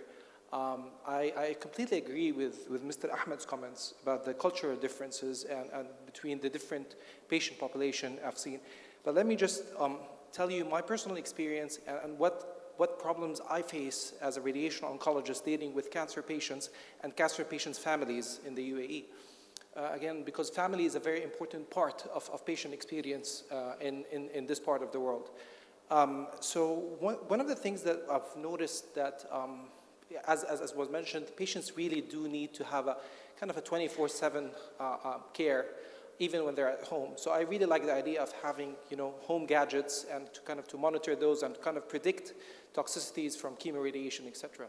And we're working on that. But what I'm really interested is, like, how do you document these? I'm having a lot of problems documenting all of these encounters, phone encounters, even for minor stuff. And I come from so I was working in MD Anderson when, we really be very careful on documenting every single point and encounter with the patient, even if it was a phone call. And but over there you get a one phone call for patient throughout their treatment. Here, some patients call me every other day to discuss stuff. So how do you tackle this from a leadership perspective to your physicians? Do they have time to document all this? Are there any programs that, I know Epic has very nice templates, but not all hospitals have Epic. So what are your experience with those? Because this is very challenging for us as physicians. Thanks. So are you referring to home, monitoring from home? Is that the Yes, yes. Like if you get a call at night about a patient and tells them what to do, you want to document it, then Epic is easy because it's an app, the medical record. So there's two sides of this discussion. One of them is you're at home and you have gadgets at home that are collecting data. And who's inputting that data into the medical record, and who's liable to the quality of that data point? And there's really no guidelines here in the UAE at this point as who's responsible. They're trying to put laws around it, but who is ultimately liable for that data point? And you as a physician, you're making a call on that data point, right? So that clarity is really not there. If you see something wrong, you're going to ask the patient to come in, maybe, is my guess, right? Now, when equality about documentation of the healthcare facility, and I agree with you, Epic maybe is the Rolls-Royce of EMRs, right? And there are a lot of other facilities that don't have the leisure to actually spend that money in EMRs to give you the quality to be able to document them that much, really. And that really opens another discussion. I was talking to Ali and Dr. Osama is, there has to be cloud solutions available to give you that ability to do that documentation. And unfortunately, the cost of these systems are so expensive, it doesn't make sense for a lot of private institutions to invest in those. So how do you go around doing that? Maybe you need to hire a scribe to do it on your behalf, maybe. Maybe a nurse, but there's an extra cost that you got to justify to your institution. And that becomes another discussion with your leadership, right? And we do have that even within the American hospital. We've got physicians that are very busy that don't want to even spend the time in the EMR because they're running through patients and they want to spend more time. So the whole idea of adding scribes is something that we're looking at now, but the definition of a scribe is a lot more mature in the US, but here it's starting to be accepted, but the definition of the scribe and what they're liable for is not clear. So we're still in this maturity. I think one element of that is team-based care, where you have different team members taking care of one patient at a time, and different team members do different things depending on their scope, license. How far they can go up. I think now with all the mobile applications, there is a way to document all these information on a 24/7. The only problem is the validity of this information in case of any malpractice. Are they going to take this in consideration because there is no regulation? But to enter it in the system, it will be done now with a lot of mobile application now in the market that people are using on a daily basis. It can be documented, but the validity, I'm sure there is no regulation yet, or is it accepted or not? One more question from Thank you. So my name is Dr. Sahir Sheikh. I work in London. I'm going to talk about negative reviews and how you deal with the negative review. Most of my work as a medical legal consultant is to deal with patients' complaints. And quite a lot of time patients complain just because they didn't say sorry for things going wrong. So my question to you, Professor, is how do you deal with a negative Google review or a 1-star rating for your service? How I deal with the negative complaints? Of your service. On the service. So it means or the patient experience. Okay, so the way we look at it is we always do the root cause analysis for any of those complaints. Unfortunately, I'm getting used to the fact that here you only about complaints, but you forget about the denominator, the number of patients that is seen and are very satisfied. So I always link it to a ratio. The number of complaints in outpatient, 0.57% of all patient visits. So it's not that high, but every complaint is taken seriously. So you always have to go through a root cause analysis and say, after talking to the patient, say what is the issue and identify the cause. It could be somebody not smiling at the registration desk, or it could be a change because the schedule was for multiple appointments and one of them was delayed. Or somebody walked in and wanted to be seen, had to be delayed. So I had to look at the root cause analysis, like any patient safety complaint, any quality complaint. You need to take that seriously. We truly believe that the patients are the best marketing tool. I mean, if you see the number of patients that come back to the institution, this means you're doing a good job. If you keep on seeing the same patient coming back and again, this means you're doing a good job. But I will do a root cause analysis for everything. And not all complaints are really justifiable. They just might need a better human connection between the team and the patient, because their expectations what somebody would hold their hand or something, and that's not uncommon here in the country. Mona Lisa. If I can add something on complaints, something very interesting that I came across lately, and I think the danger with patient experience or what we look at is a lot of it is it's like the iceberg. A lot of it is under the water. So for every complaint that is voiced, 25 complaints are not voiced. And if you kind of do the math, if you have a facility that has 4,000 complaints in a year, that's potentially 100,000 unhappy patients. So when you go to your leadership team saying we have 4,000 complaints, they may kind of, shrug it off and say that's not a big number. But when you say this is potentially 100,000 unhappy patients, and apparently 90% of those will not come back. So that's 90,000 lost patients. If you just put 1,000 dirham bill, which we know is like being conservative, 1,000 bill on each, you're looking at 90 million in losses in a year. So this is how you engage at least some of the other sides of the business, maybe your CFO and your CEO into some of these discussions, just around complaints, for instance. So this is when you make the patient experience as part of everybody's responsibilities on the ground. We use Press Genie, but we changed the way we don't look at the average score, we look at the top score. So currently like 76% of the inpatients that we have at SSMC give us top score, which means the likelihood of recommending SSMC is very high. We're not looking at 3, 4, or 2, we're looking at 5 over 5. And that tells you how good you are with customer service. And you can do that rather than do the average, where none of us want to be average, right? In this competing environment, we all want to be at the top of our game. So different ways to look at SaaS, because we didn't talk about the data. How reliable is the data on the customer experience or the patient experience? If you look only at complaints, if you have 4,000 complaints, but you're seeing 600,000 patients, they're small, but you still have to work on them. So it's not, so it looks like a ratio has to get better rather than the number of complaints itself. Farah, you want to say something? Yeah, let me just add one thing. You have been talking about the effective communication between the patients. From my experience as an inpatient head of department, we always enhance this kind of communication, and we do work very well on limiting the expectation of the customer. Because sometimes when the customer comes to a Class A hospital, he has very high expectations of care and services.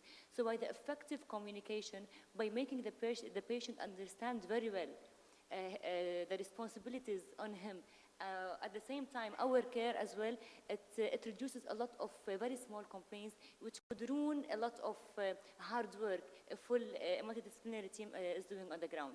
So limiting the expectation by effective communication to maintain the right of the patient at the same time, talking about his responsibilities is a very good way to avoid complaints. And I have been working on a project. We have been tracking the complaints we used to receive on a daily basis from the inpatient department. We have noticed that most of the complaints are about extra services. It's not directly to the medical or the nursing one. So we have came out to improve, to enhance the education of, for the nurses, so that when they go to the patient's room, they know exactly what do they have to communicate with the patient about. So when you are a patient, you know exactly what time your doctor is coming, you know what time I'm coming for the care, you know, for example, what time is their medication, what time the customer, what time the room service is taking care of you, the facilities, the PRO's numbers, and those kind of things. You will have a better you will understand better the situation of your hospitalization, let's say. So when you understand things more, you will have less complaints because you have limited expectation. You got adjust the expectation. So just one more question, and then we'll finish the session. How many of you have a patient advisory group that you consult with when you're implementing something that affects patient services? Because that's very important. You need to hear from our customers. I know some physicians don't like to use customers for patients, but I know. But they are our customer. We are in a customer service industry. So how many of you have patient advisory group that can help you when you're tracing the patient's journey, for example, Ala, to know that, okay, they want this, not that? Look, that's, for me, that's important. Is it available? I mean, do you have that available? Definitely. A group of loyal patients who really trust you, because trust is a very important part of it, who can tell you, you should do this versus that. Actually, my way of style of working, there's two things. One is to be very, especially into quality and customer service, to be involved on a daily basis, or you cannot just leave it alone. You have to be involved. More to that, I am very close to the patient. I like to hear from the patient, not the one who complains or recommend or write the complaint. People who advise you about what's happening in your organizations.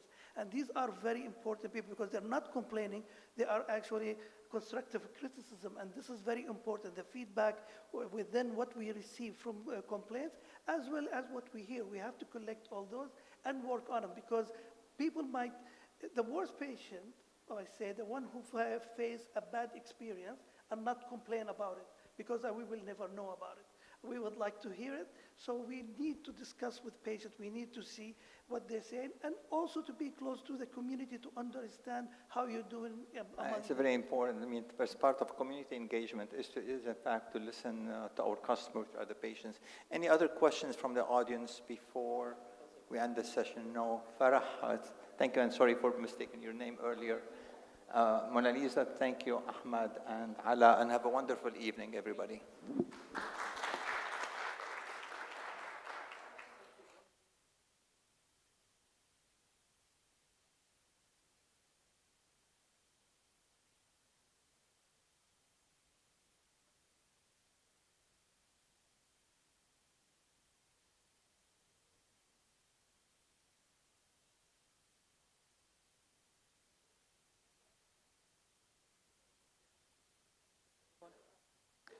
Okay, this concludes our event, the 5th edition of the Healthcare Disruptors Congress. We're looking forward to receiving all of you again, hopefully in the 6th edition. And just a very quick reminder about the International Health and Wellness Tourism Congress that we are hosting in Germany. If you are a hospital or a clinic that caters to international patients, please make sure that you check out the event and communicate with our team. Thank you and have a good day.